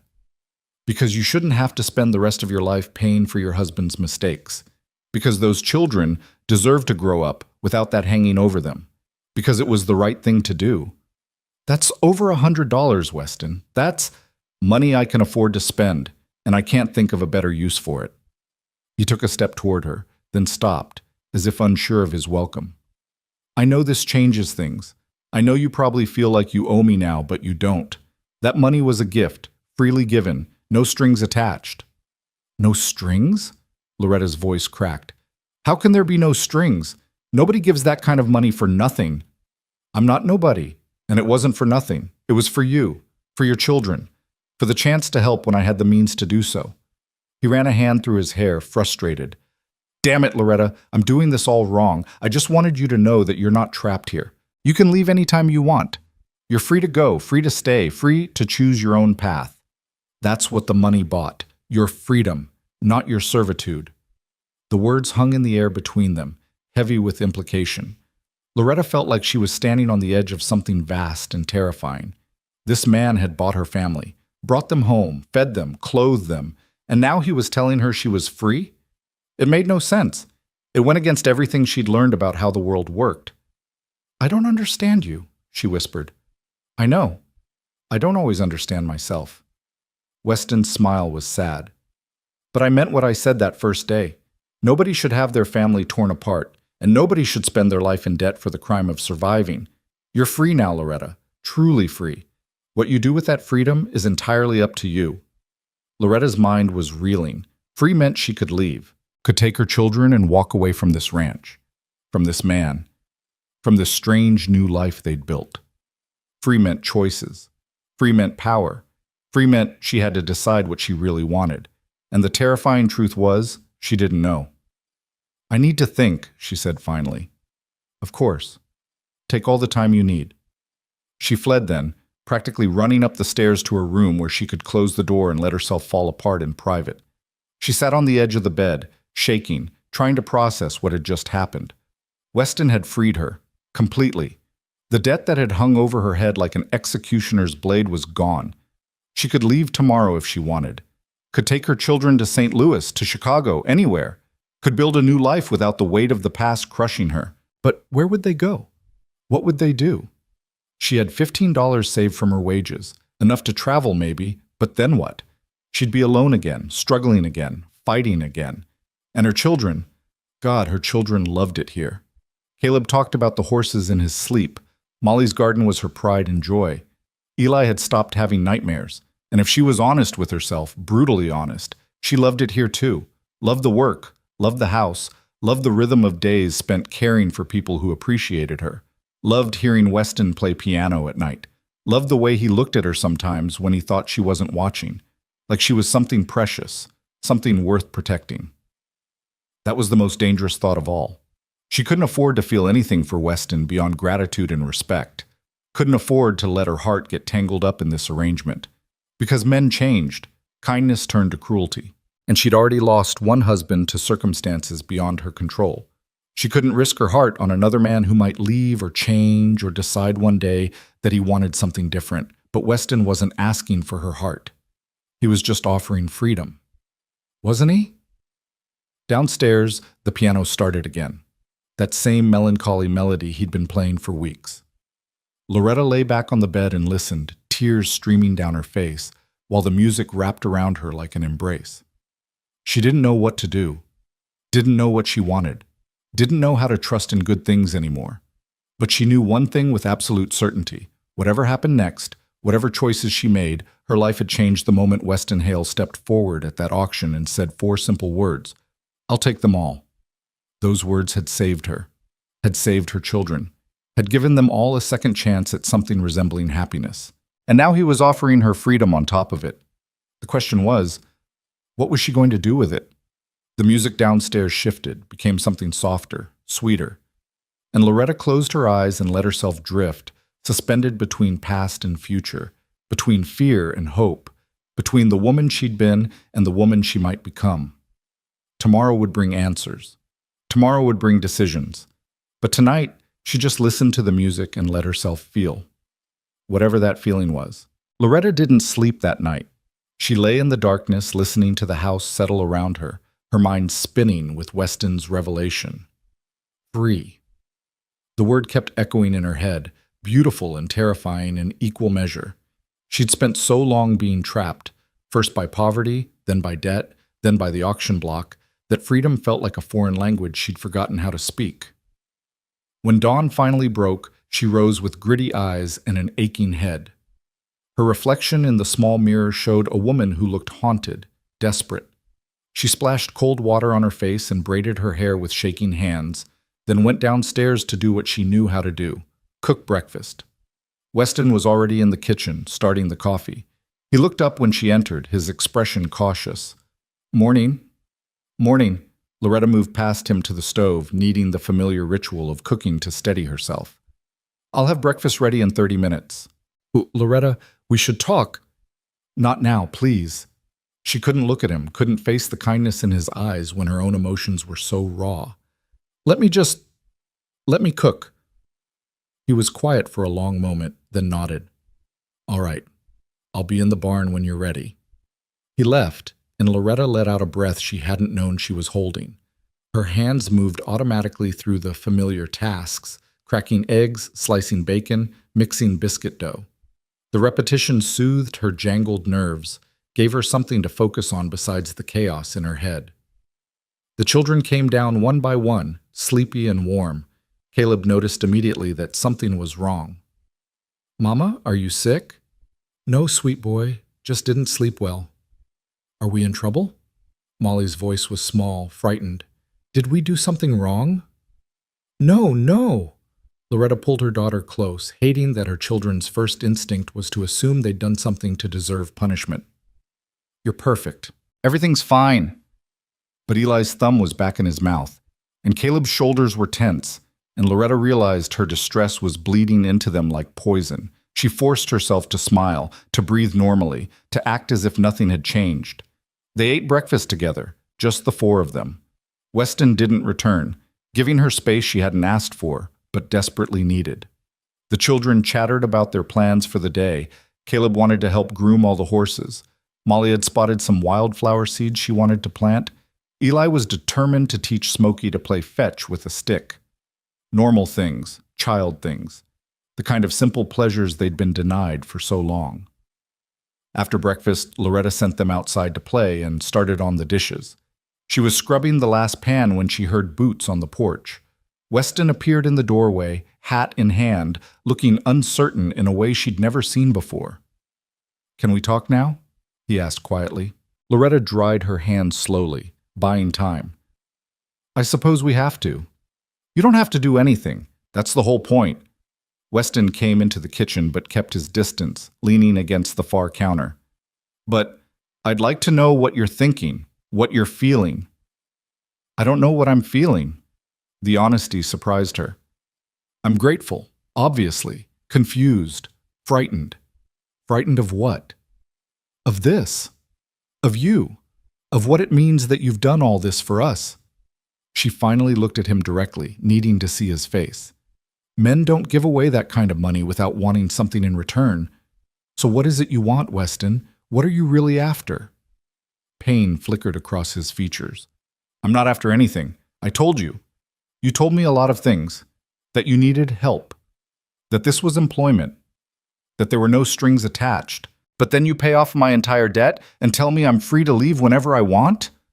She heard her voice rising and fought to control it. "That doesn't make sense. None of this makes sense." "It makes perfect sense if you understand why I did it." "Then explain it to me. Make me understand." Weston was quiet for a long moment, choosing his words carefully. "When my sister died, I couldn't do anything about it.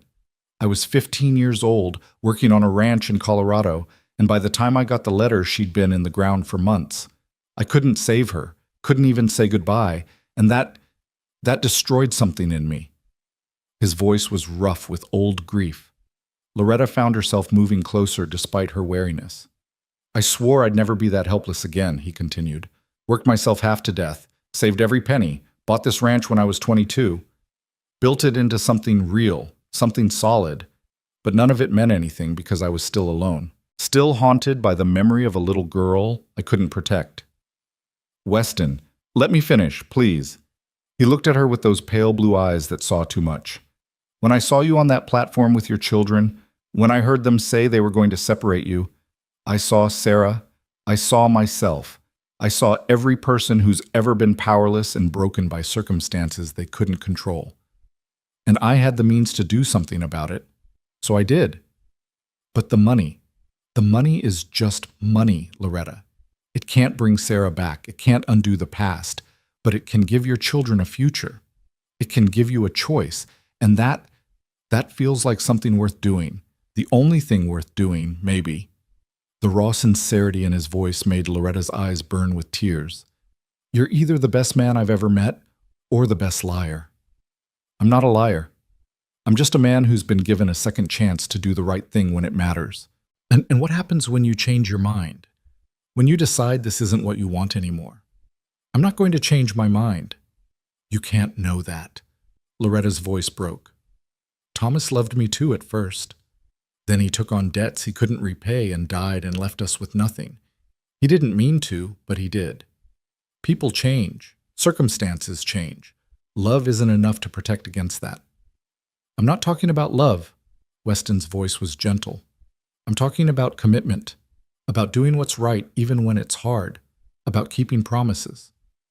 "What promises? You never promised me anything." "Didn't I?" He moved closer, not touching her, but near enough that she could feel the warmth of him. "I promised you a home. I promised your children would stay together. I promised you fair wages and honest work.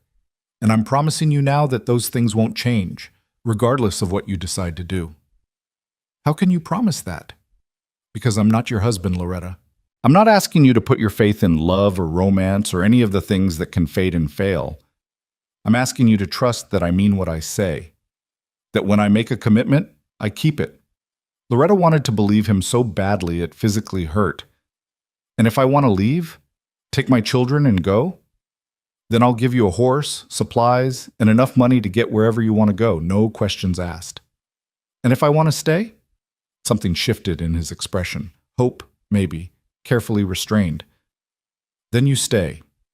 As my employee, my friend, whatever makes you comfortable. The terms don't change.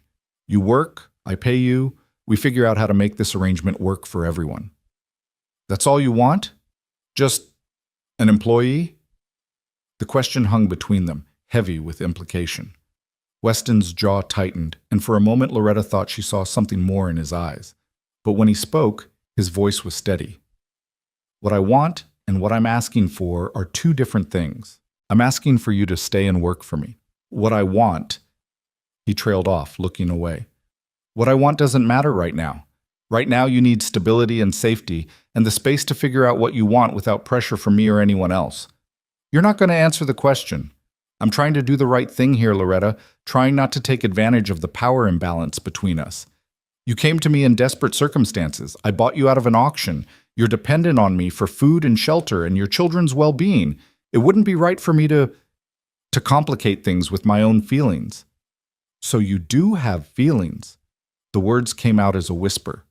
Weston's laugh was short and bitter. I'm not made of stone. You're a beautiful, intelligent, courageous woman who's been living in my house for over a month, cooking my meals and playing piano with me at night. Of course I have feelings, but that doesn't mean I'm going to act on them. Not when you're vulnerable. Not when you might feel obligated to reciprocate because you think you owe me. Loretta's heart was hammering now, her breath coming short. What if I don't feel obligated? What if I wanted to reciprocate? Do you? His eyes found hers, intense and searching. Or do you just think you should because I helped you? The question stopped her cold. Did she have feelings for Weston, or was it just gratitude wearing the mask of affection? Was the warmth she felt when he smiled at her children real attraction, or just relief at finding someone kind in a cruel world? I don't know, she admitted. I don't know what I feel anymore. Everything's so confused. Then we wait. Weston's voice was firm but gentle. We wait until you're sure. Until you know what you want without the weight of debt and desperation clouding your judgment. Can you do that? Wait for what? For clarity. For certainty. For you to be standing on solid ground again instead of quicksand. Loretta wrapped her arms around herself, suddenly cold despite the warm kitchen. And if I'm never certain, if I never know what I feel, then we stay as we are, employer and employee. Friends, maybe, if you're willing, but nothing more unless you choose it freely, with no obligation or pressure. It was the most frustrating and most honorable thing anyone had ever said to her. Loretta wanted to scream at him, to demand he make this simpler instead of more complicated. But she also wanted to throw her arms around him and thank him for being the kind of man who cared more about her well-being than his own desires. You're making this very difficult, she said finally. I know. I'm sorry. Don't be sorry for being decent. God knows there are few enough decent men in the world. Your husband was decent, wasn't he? From what you've said. The change of subject caught her off guard. Thomas? Yes, he was decent. Kind, hardworking, loved his children. He made mistakes. Took on debts he thought he could manage. Trusted the wrong people. And then he died and left us to deal with the consequences. Do you still love him? The question was gentle but probing. Loretta had to think about her answer. I loved who he was. I grieve who he could have been. But love? She shook her head slowly. Love got buried somewhere under all the fear and anger and desperation. I don't know if I even remember what it felt like. That's honest, at least. Honest is all I have left. Loretta met his eyes. So here's more honesty. I don't know what I want. I don't know if I can trust my own feelings. I don't know if staying here is wisdom or cowardice. But I know my children are happy. I know I sleep better at night than I have in a year. I know that when I hear you play piano, something in me that I thought was dead starts to wake up. Is that enough? It's a start. Weston's smile was small but real. And Loretta? Thank you for being honest. That matters more than you know. The conversation ended there, both of them stepping back from the precipice of something neither was ready to name. Weston returned to his work, and Loretta threw herself into cleaning with almost manic energy, scrubbing floors that were already clean and organizing closets that didn't need organizing. The days continued to pass. Summer deepened into its full heat, and the ranch flourished under their combined care. Loretta cooked and cleaned and sewed. Weston worked the land and animals with patient expertise. The children grew brown and strong and happy in the Kansas sunshine. And every night, Weston played piano. Sometimes Loretta joined him, their fingers finding harmony on the keys. Sometimes she just listened from upstairs, letting the music wash over her like a benediction. They didn't speak of feelings again, didn't acknowledge the growing warmth between them. But it was there, undeniable, building like summer storm clouds on the horizon. One evening in late July, nearly 2 months after they'd arrived at Hale Ridge, Weston called Loretta out to the porch after the children were asleep. He had papers in his hand and an expression she couldn't read. "What's this?" she asked, settling into the rocking chair beside his. "The official papers from the court, confirming the debt is paid in full. I picked them up in town today." He held them out to her. "Thought you should have them. Proof that you're free." Loretta took the papers with shaking hands. There it was in black and white. Thomas Wynn's debt, $140, marked paid in full with an official stamp and signature. She traced the words with one finger, barely able to believe they were real. "I don't know what to say." "You don't have to say anything. They're yours. Your freedom, documented and legal." Weston rocked slowly in his chair, his eyes on the prairie stretching dark and vast beyond the porch light. "But there's something else I need to tell you. Something I've been putting off because I wasn't sure how you'd react." Loretta's stomach clenched with sudden anxiety. "What is it?" "I'm not just paying you wages to work here. I've been putting money aside in an account in town. In your name." "What?" "Every month I've been depositing $25 into a savings account at the Lawrence Bank. It's yours, completely. To do with as you please." Loretta felt like the ground was shifting beneath her. "Weston, that's more than you said you'd pay me. I know what I said, but the truth is $15 a month isn't enough for the work you're doing, isn't enough for raising 3 children and running this entire household. So I've been putting the extra aside, and it's yours whether you stay or go." "How much?" Her voice was barely a whisper. "With interest? About $55 now. Will be more by the end of the year." $55. More money than Loretta had ever had at one time in her entire life. Money that was hers, free and clear, with no strings attached. "Why?" The question came out broken. "Why would you do this?" "Because you deserve security. Because your children deserve a future. Because if something happens to me, I want to know you'll be all right." He finally looked at her, his expression serious. "And because I want you to know that staying here is a choice, not a necessity. You have options now, Loretta, real options. You're trying to make it easier for me to leave. I'm trying to make sure you're only here if you want to be here, not because you're trapped or desperate or feel like you owe me." Loretta's hands were shaking so hard the papers rattled. "I don't understand you at all." "I know." His smile was sad. "I'm not trying to be confusing. I'm just trying to do right by you. Even if that means making it easier for you to walk away." "What if I don't want to walk away?" The words escaped before she could stop them, raw and honest. "What if I've been terrified for weeks that you're going to realize this was all a mistake and send us away?" Weston's expression shifted, softened. "That's never going to happen." "You can't know that." "Yes, I can.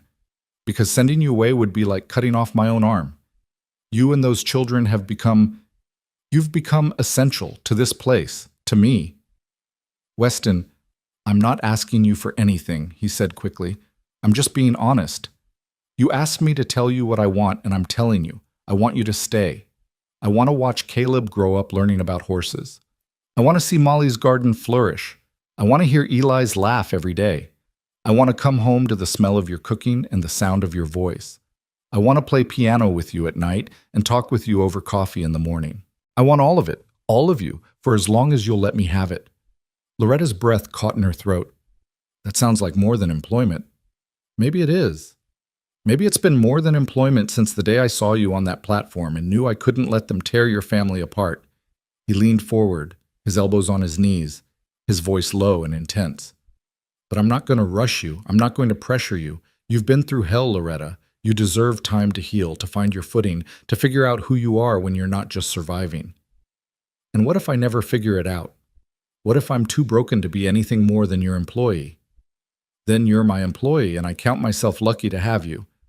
But, Loretta? He reached out slowly, telegraphing his movement, and took her hand. His palm was warm and calloused against hers. I don't think you're broken. I think you're one of the strongest people I've ever met. And whatever you decide, whatever you choose, I'll respect it. That's a promise. They sat like that for a long moment, hands clasped, the night air warm around them. Fireflies danced in the darkness beyond the porch. Somewhere in the distance, a coyote called. I'm afraid, Loretta whispered finally. I'm so afraid of making the wrong choice, of trusting the wrong person, of ending up right back where I started. I know. Fear makes sense after everything you've been through. But Loretta, look at me. She did, meeting those pale blue eyes that had haunted her dreams for weeks. I'm not your husband. I'm not the man who put you on that auction block. I'm not going to leave you or betray you or put you in a position where you're vulnerable again. I'm going to be here, solid and steady, for as long as you need me. How can you promise that? Because I know who I am. I know what I want. And I know that losing you and those children would be worse than never having met you at all. The words hung in the air between them, weighted with meaning. Loretta felt something crack open in her chest, something that had been locked away since Thomas died, maybe longer. I think... She paused, gathering courage. I think I might have feelings for you too, but I'm not ready to act on them. Not yet. Is that all right? That's more than all right. Weston squeezed her hand gently. Take all the time you need. I'm not going anywhere. Even if it takes months, years, even then. That's not fair to you. Let me worry about what's fair to me. You just focus on healing and figuring out what you want. Loretta laughed despite the tears streaming down her face. You're the most frustrating man I've ever met. I'll take that as a compliment. They sat together on the porch for another hour, talking about small things and big things and everything in between. Weston told her about his dreams for the ranch, about wanting to expand the herd and maybe buy the adjacent property. Loretta told him about her childhood in Missouri, about her mother's boarding house and the parade of travelers who'd passed through. They talked about the children, about Caleb's natural way with animals, and Molly's green thumb, and Eli's slowly emerging personality. And underneath it all, unspoken but present, was the growing understanding that they were building towards something. Not rushing it, not forcing it, but letting it develop naturally like Molly's garden. Slow growth, deep roots, patient tending. When Loretta finally went upstairs to bed that night, the official papers clutched in her hand and Weston's words echoing in her heart, she felt something she hadn't felt in over a year. Hope. Real, genuine, fragile hope that maybe, just maybe, the worst was behind them. That maybe there was a future here at Hale Ridge that included not just survival, but happiness. That maybe Weston Hale was exactly what he appeared to be, a good man trying to do right by people who needed help. She tucked the papers into her drawer like the precious documents they were, and went to check on her children. They were sprawled in their beds in the two smaller rooms, having finally grown comfortable enough to sleep separately. Caleb was snoring softly, one arm thrown over his head. Molly had kicked off her blankets despite the warm night. Eli slept curled around his wooden horse, thumb in his mouth. Her children, still hers, still together, still safe. Loretta kissed each of them gently and returned to her own room. Through the window, she could see the barn silhouetted against the starlit sky. Beyond it, the prairie stretched endlessly, full of possibility and promise.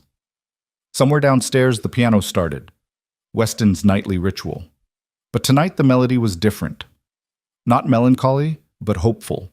Gentle notes that spoke of new beginnings and second chances. Loretta lay down and listened, letting the music wash over her. And for the first time since Thomas died, she let herself imagine a future that included more than just survival. She imagined waking up every morning to the smell of coffee and the sound of Weston's voice. She imagined watching her children grow strong and happy under his patient guidance. She imagined evenings on the porch and music in the parlor, and maybe, someday, the courage to admit that what she felt for Weston Hale went deeper than gratitude or respect. But that was for tomorrow, for next week, for whenever she was ready. Tonight, she just let herself feel safe. Let herself rest. Let herself believe that good things could happen to broken people if they were brave enough to accept them. The music continued, soft and sweet, as Loretta drifted towards sleep. And in that space between waking and dreaming, she could almost hear Sarah's voice, Weston's long-lost sister, whispering approval from wherever she'd gone. He was keeping his promise. He was doing the right thing. He was saving a family the way no one had saved his. And maybe, just maybe, he was saving himself in the process. The piano played on into the night, filling the house with hope and healing and the promise of tomorrow. And Loretta Wynn, widow and mother and survivor, finally let herself believe in second chances. The weeks that followed their conversation on the porch were different somehow, charged with a new kind of energy that Loretta couldn't quite name. Nothing had changed on the surface. She still cooked and cleaned, Weston still worked the ranch, the children still thrived in the Kansas sunshine. But underneath it all, something was shifting, growing, becoming real. Weston had given her freedom and security, and now Loretta was finally in a position to choose what came next. The weight of that choice pressed on her constantly, but it wasn't the suffocating pressure of desperation anymore. It was the kind of weight that came with possibility, with having options worth considering. She caught herself watching him more often now, the way he moved with quiet competence through his work, the gentle patience he showed Caleb when teaching him to saddle a horse, the genuine delight in his eyes when Molly presented him with flowers from her garden. He'd worn the flower crown she'd made him, just as he'd promised, working in the fields with daisies and black-eyed Susans woven around his hat. The ranch hands he'd hired for haying season had ribbed him mercilessly, but he just smiled and told them his gardener insisted on proper payment for her work. Loretta had watched from the kitchen window, her heart doing something complicated and terrifying in her chest. This man who'd saved them was also making it impossible not to love him. Love. There was that dangerous word again. One evening in early August, after the children had been sent to bed protesting they weren't tired, Loretta found Weston on the porch, as had become their habit. But instead of sitting in separate chairs, he gestured to the porch swing. "Join me?"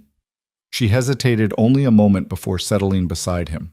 The swing creaked gently as they set it in motion, the night air warm and sweet with the smell of Molly's honeysuckle.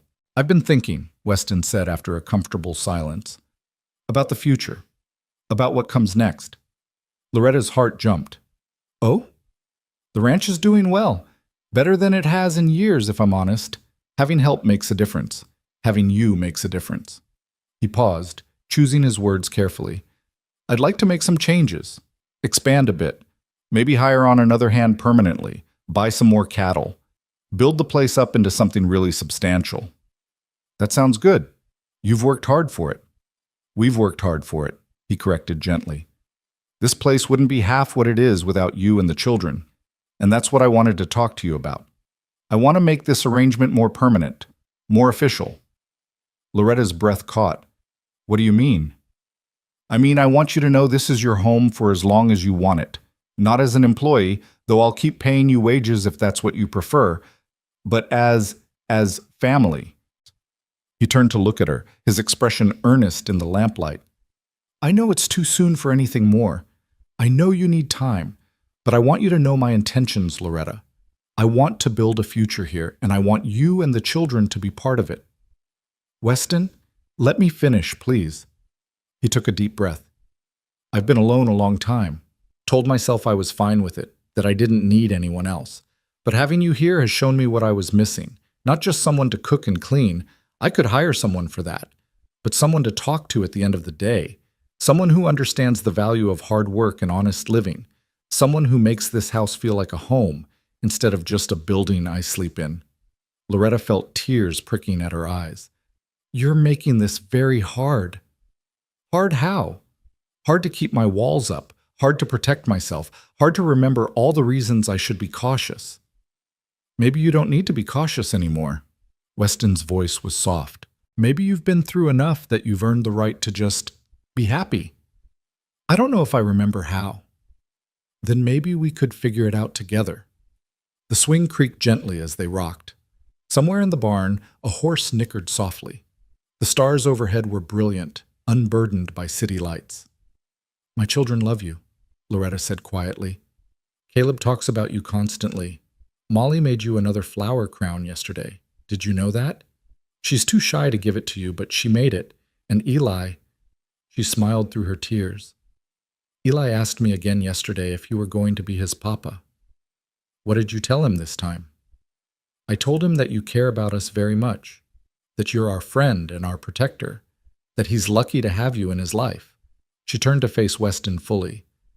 "But I didn't answer the question he was really asking, which was whether you're going to stay, whether this is forever, whether he can let himself love you without being afraid you'll disappear like his father did." Weston's jaw tightened. "I'm not going anywhere, Loretta, not by choice. I can't promise I'll never die. None of us can. But I can promise that as long as I'm breathing, I'll be here. For you, for them, for all of us." "How can you be so certain?" "Because I know what it's like to lose people I love. I know what it's like to be powerless to protect them. And I've spent every day since Sarah died making sure I'm never in that position again. This ranch, this life, it's built on stability and planning and making sure I have the means to weather any storm." He reached out and took her hand, the gesture familiar now, comforting. "I'm not your husband, Loretta. I'm not going to take foolish risks or leave you vulnerable. That's not who I am. Thomas didn't mean to leave us vulnerable. He just made mistakes. I know, and I'm not saying I'm perfect or that I'll never make mistakes. But I'm saying I'll be here to fix them. I'll be here to face the consequences alongside you instead of leaving you to deal with them alone." Loretta looked down at their joined hands, his work roughened and strong, hers smaller, but no less capable. "I'm terrified," she whispered. "Of what?" "Of believing this is real. Of trusting that good things can happen. Of letting myself love you and then losing you too." "Love?" Weston's voice was gentle, questioning. "Don't pretend you didn't hear it. I'm not taking it back." Loretta lifted her eyes to his, feeling naked and brave all at once. "I think I've been falling in love with you since the first night you played piano. Maybe even before that. Maybe since the moment you stepped up at that auction and refused to let them break us apart. Loretta, but I'm still terrified because love didn't protect me before. Love didn't save Thomas or keep us safe or prevent everything from falling apart. So how can I trust it now?" Weston was quiet for a long moment, his thumb tracing circles on the back of her hand. When he finally spoke, his voice was rough with emotion. "You can't. You can't trust love alone because you're right. It's not enough. But you can trust commitment. You can trust action. You can trust that when I say I'll be here, I mean it with everything I am." He shifted to face her fully, his other hand coming up to cup her cheek with heartbreaking gentleness. "I love you, Loretta. I've loved you for weeks now, maybe longer. But more than that, I choose you. I choose this life with you and your children. I choose to build something lasting and strong and real. And I'll keep choosing it every single day for the rest of my life if you'll let me." Loretta couldn't breathe, couldn't think, couldn't do anything but stare into those pale blue eyes and see nothing but truth looking back at her. "I don't know how to do this," she whispered. "I don't know how to trust again." "Then we'll figure it out together, one day at a time, one choice at a time." His hand was warm against her cheek, his touch reverent. "I'm not asking you to marry me tonight. I'm not asking you to make any promises you're not ready to make. I'm just asking you to stay, to let me court you properly, to give us a chance to build something real." "Court me?" Despite everything, Loretta felt a smile tugging at her lips. "That's very old-fashioned of you." "I'm an old-fashioned man." Weston's answering smile was small but genuine. "Which means I'm going to do this right. No pressure, no rushing, just honest intentions and time to let things grow naturally. The children will be involved every step of the way. Nothing happens without them knowing and approving. They're part of this too." Loretta felt something in her chest loosen, that tight knot of fear and control finally beginning to unravel. "You've thought about this a lot, haven't you? Every day since you got here. Every night when I'm playing piano and hoping you're listening. Every morning when I smell your coffee and remember what it's like to not be alone." He leaned forward slowly, giving her time to pull away, and pressed a gentle kiss to her forehead. "I want this, Loretta. I want all of it, but only if you want it too." I do, she breathed. God help me, I do. I'm just so scared. I know, but we'll face the fear together. That's what families do. Family. The words settled around them like a blessing. They sat together on the swing for another hour, talking and planning and dreaming. Weston painted a picture of the future, expanding the ranch, building on another room for the growing children, maybe even a small schoolhouse where other local children could come learn. Loretta added her own dreams. A larger garden, teaching Molly to sew, watching Caleb grow into the kind of man who treated animals and people with equal respect. When Loretta finally went inside, her heart felt lighter than it had in years. She checked on the children as always, finding them deeply asleep, then paused at Caleb's bedside. Your papa would be proud of you, she whispered, smoothing his hair back. And I think he'd be glad we found Weston. He'd want us to be happy, to be safe. She said the same at Molly's bed, and then Eli's, speaking to Thomas as much as to the children, giving herself permission to move forward, to build a new life, to love again without guilt. The next morning, Weston approached Caleb in the barn where the boy was grooming Daisy. Can I talk to you about something important? Weston asked, settling onto a hay bale. Caleb looked up, suddenly serious. Am I in trouble? No, nothing like that. I just wanted to ask you something man to man. The phrase made Caleb stand a little straighter. Okay. You know I care about you and your sisters and your mama very much, right? Yes, sir. And you know I'd never do anything to hurt any of you? Yes, sir, Caleb repeated, though his eyes were wary now. What's this about? I'd like to court your mother, to spend time with her with the intention of maybe, someday, marrying her and becoming a real family. But I wanted to ask you first if that would be all right with you. Caleb was quiet for a long moment, the brush stilling in his hand. Would you be our papa then? If you wanted me to be. If you'd have me. What about our real papa, the one who died? Weston chose his words carefully. He'll always be your real papa, Caleb. Nothing can change that. I'd never try to replace him or make you forget him. But I'd like to be another father to you if you'll let me. Someone who can teach you things and take care of you and be there when you need help. Like you already do? Yes, but more official, more permanent. Caleb started brushing again, thinking. Mama's been happier since we came here. She doesn't cry at night anymore. She used to cry. All the time. After Papa died. She thought we didn't know, but we did. Caleb's voice was small. Molly used to cry too, and Eli had bad dreams, but not anymore. Not here. I'm glad. Weston's throat was tight. If you married Mama, would we stay here forever? You wouldn't sell us again? The question hit Weston like a physical blow. Caleb, look at me. He waited until the boy met his eyes. I will never, ever sell you or your sisters or your mother. You're not property. You're people I care about. And yes, if your mama and I got married, you'd stay here forever. This would be your home, truly and completely. Promise? I promise. On my honor, on my life, I promise. Caleb nodded slowly. Then I think it's okay. If Mama wants to marry you, I think Papa would say it was okay too. He'd want us to be safe. Weston had to swallow hard against the emotion rising in his throat. Thank you, Caleb. That means more than you know.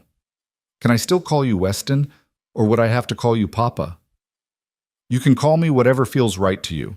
Weston, Papa, anything in between. There's no rules about it. Okay.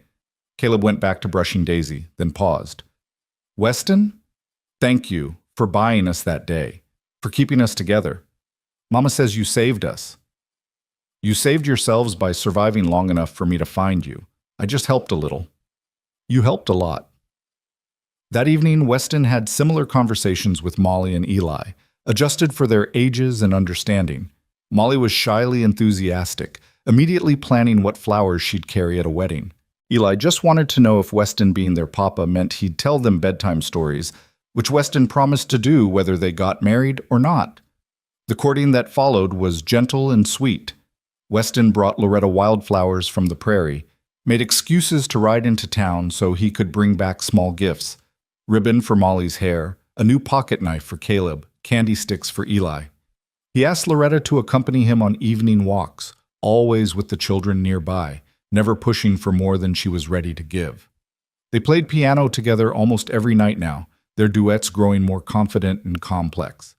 Sometimes Weston would sing, a low, surprisingly rich baritone that made Loretta's heart flutter. Sometimes she'd join in, her voice rusty from disuse but slowly finding its strength again. The ranch continued to thrive. Weston hired Jacob, a young hand from town, to help with the day-to-day work. Loretta's garden expanded with Molly's help until it was producing more vegetables than they could eat, allowing them to sell the surplus in town. Caleb learned to ride properly, to rope, to handle cattle with growing confidence. Eli started losing his shyness, chattering constantly about the cats and the chickens and everything he learned each day. As summer faded into autumn, painting the prairie in golds and crimsons, Loretta felt the last of her walls crumbling. She loved Weston, there was no denying it anymore. Loved the way he was patient with her children, loved the way he looked at her when he thought she wasn't watching, loved the future he was building for all of them. One crisp October evening, after the first frost had touched the garden and the children were asleep upstairs, Weston took Loretta's hand on the porch. "I have something for you," he said quietly. "Another gift? Weston, you've already given us so much. This is different." He pulled a small box from his pocket, and Loretta's breath caught. "Before you panic, just listen. I'm not asking you to answer tonight. I'm not asking you to feel pressured. I just want you to have this and think about it." He opened the box to reveal a simple gold band, delicate and beautiful in its plainness. Loretta felt tears spring to her eyes. "It was my mother's," Weston explained. "The only piece of her jewelry my father didn't sell. I've been saving it for someone special." He looked at her with those pale blue eyes that had become so dear to her. "Loretta Wynne, I love you. I love your children as if they were my own. I love the life we've built here together, and I would be honored, so deeply honored, if you would consider becoming my wife." "Weston, you don't have to answer now," he said quickly. "Take your time, think about it, pray about it if that helps. I'll wait as long as you need, but I wanted you to know that this is what I want. A real marriage, a real family, a real forever." Loretta looked at the ring, then at Weston's face, then back at the ring. 6 months ago, she'd been standing on an auction block believing her life was over. Now she was being offered not just survival, but happiness. Not just security, but love. "Ask me again," she whispered. "What?"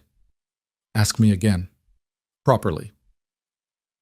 Understanding dawned in Weston's eyes. Slowly, with a smile spreading across his face, he got down on one knee. The porch boards creaked under his weight, solid and real. "Loretta Wynne, will you marry me? Will you let me be your husband and a father to your children? Will you build a life with me here at Hale Ridge for as long as we both shall live?" Loretta looked at this man who'd saved her family, who'd given them a home, who'd waited patiently for her to heal enough to love again. She thought about Thomas, about the life they'd had and lost.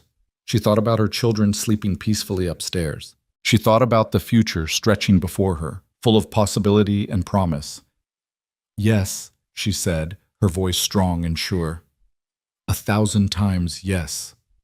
Weston stood and pulled her into his arms, holding her tight against his chest while she cried tears of joy and relief and overwhelming gratitude. He was solid and warm and real, and he was choosing her, choosing them, choosing this life together. "I love you," she whispered against his shoulder. "I love you so much it scares me." "I love you too, and I promise you, Loretta, I'm going to spend every day of the rest of my life making sure you never regret this choice." He pulled back just enough to slip the ring onto her finger. It fit perfectly, as if it had been made for her hand.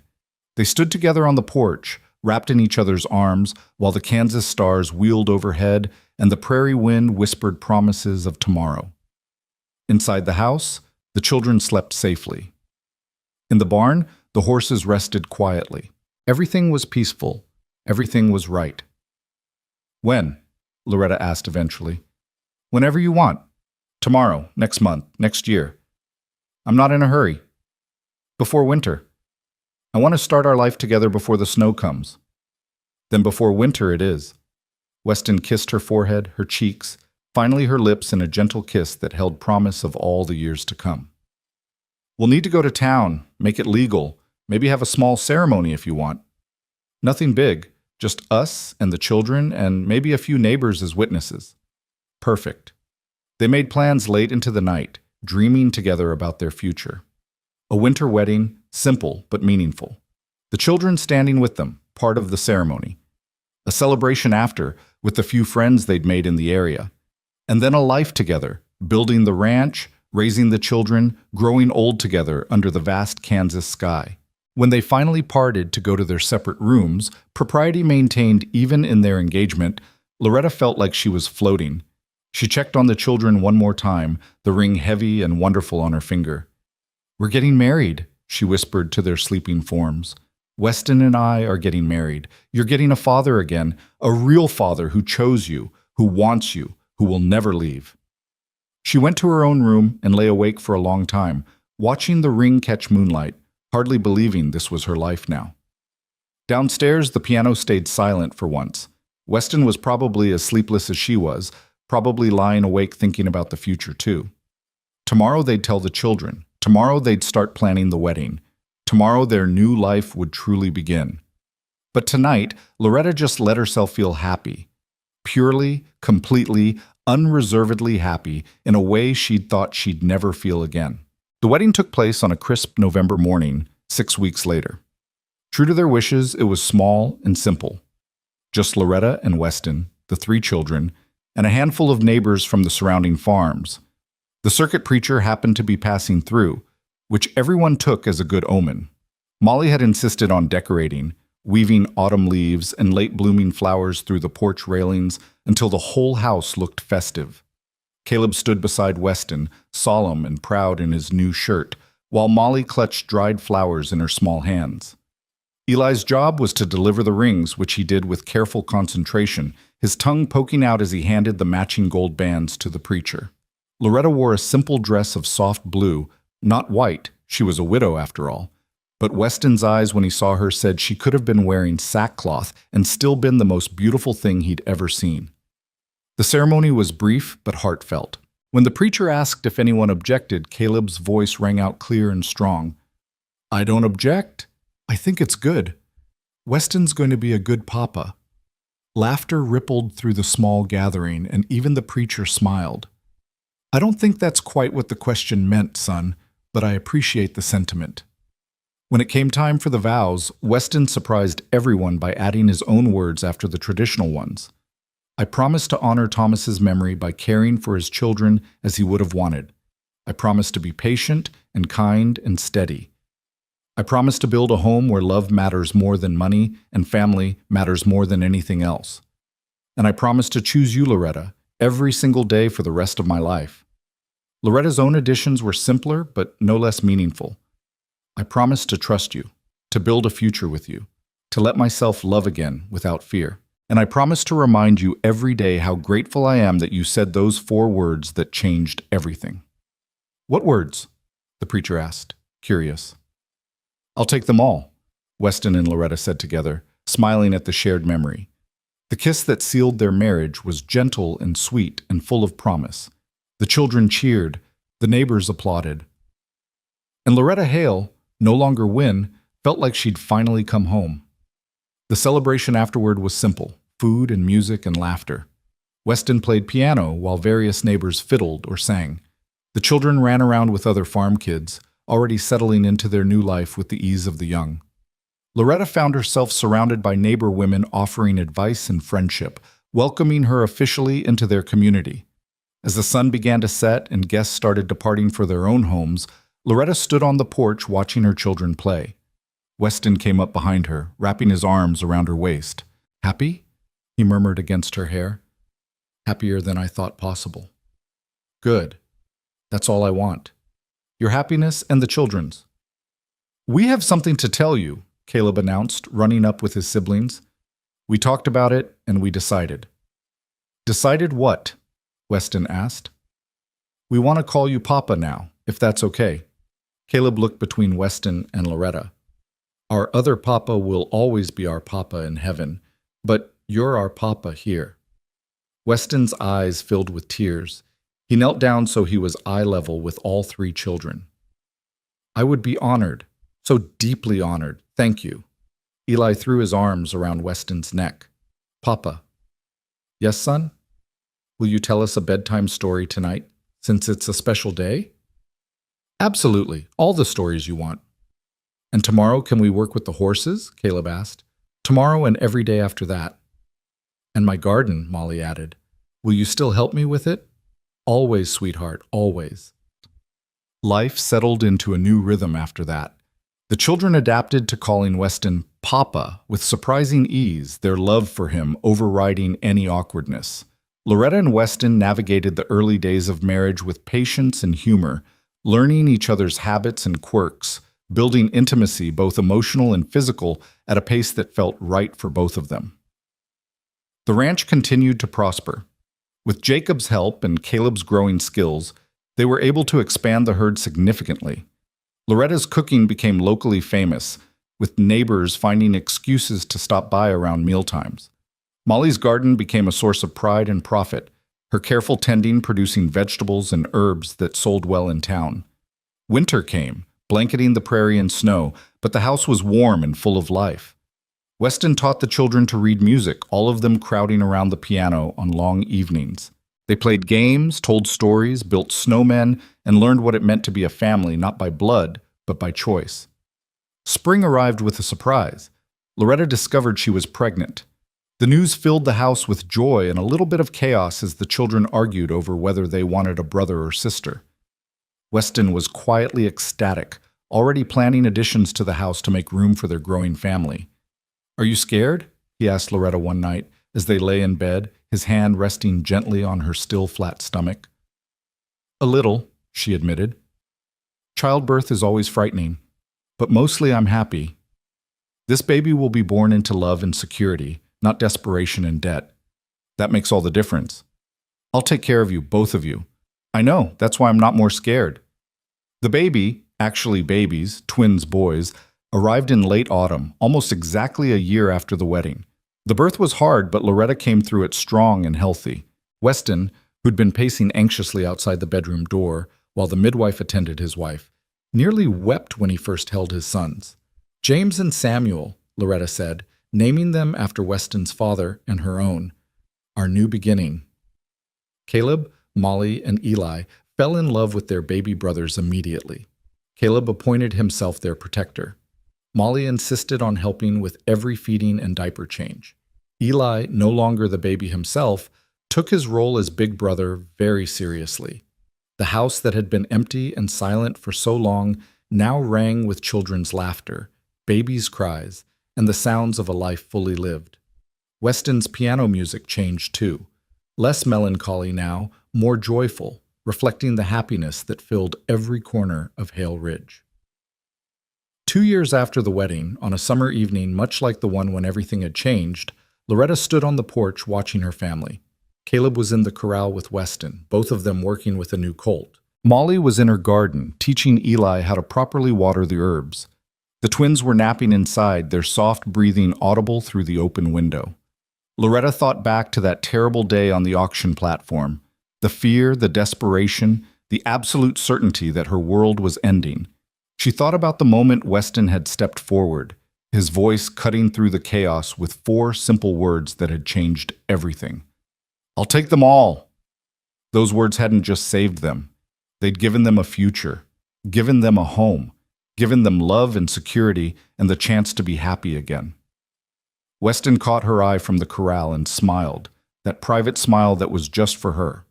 She smiled back, her heart full to overflowing. Inside the house, one of the twins started fussing. Loretta turned to go to him, but Weston was already vaulting the fence, heading inside to tend to his son. She watched through the window as he lifted the baby with capable hands, swaying gently and murmuring soft words until the crying stopped. This was her life now. This beautiful, impossible, miraculous life that she'd never dared dream of during those dark months of widowhood and desperation. That night, after the children were all asleep, and the twins were settled in their cradle, Loretta and Weston sat together at the piano as they'd done so many nights before. Their fingers found the keys together, creating music that spoke of journey and arrival, of loss and finding, of all the ways broken things could heal if given love and time. "Happy?" Weston asked, the question he'd asked so many times before. "Happier than I ever thought possible," Loretta answered, the same response she always gave, but with deeper truth each time. "Thank you for choosing us that day, for seeing us, and deciding we were worth saving." "You were always worth saving, Loretta. I just recognized what was already true." He kissed her temple gently. "And you saved me too, you know. This house was just a building before you came. You turned it into a home." They played together in the lamplight while the Kansas night pressed close around them, the music wrapping around the house like a blessing. Upstairs, 5 children slept safely, 3 by Thomas, 2 by Weston, all of them loved equally and completely. Loretta never forgot the auction block, never forgot the fear and helplessness of that terrible day, but she also never forgot the moment hope returned in the form of a quiet cowboy who refused to let a family be torn apart. That choice, Weston's choice to step forward when he could have stayed silent, had changed everything. It had saved 4 lives and eventually created 2 more. It had taken people who were broken and given them the space and love to heal. It had proven that sometimes, in this hard and cruel world, there were still good people willing to do the right thing, even when it cost them something. The music continued, soft and sweet, as Loretta leaned against her husband's shoulder. Tomorrow would bring its own challenges. The ranch work never ended. The children would need tending. Life would continue with all its joys and difficulties. But tonight, in this perfect moment, everything was exactly as it should be. A family chosen not by blood, but by love. A home built not on obligation, but on genuine care. A future not guaranteed, but fought for, and earned and protected with everything they had. Loretta closed her eyes and let the music wash over her, Weston's steady presence beside her an anchor and a promise. They'd survived the worst and found their way to the best. And that, she thought, was worth every hardship that had come before. The piano played on, filling the house with hope and healing, and the absolute certainty that they were exactly where they were meant to be, home, safe, together, loved, forever.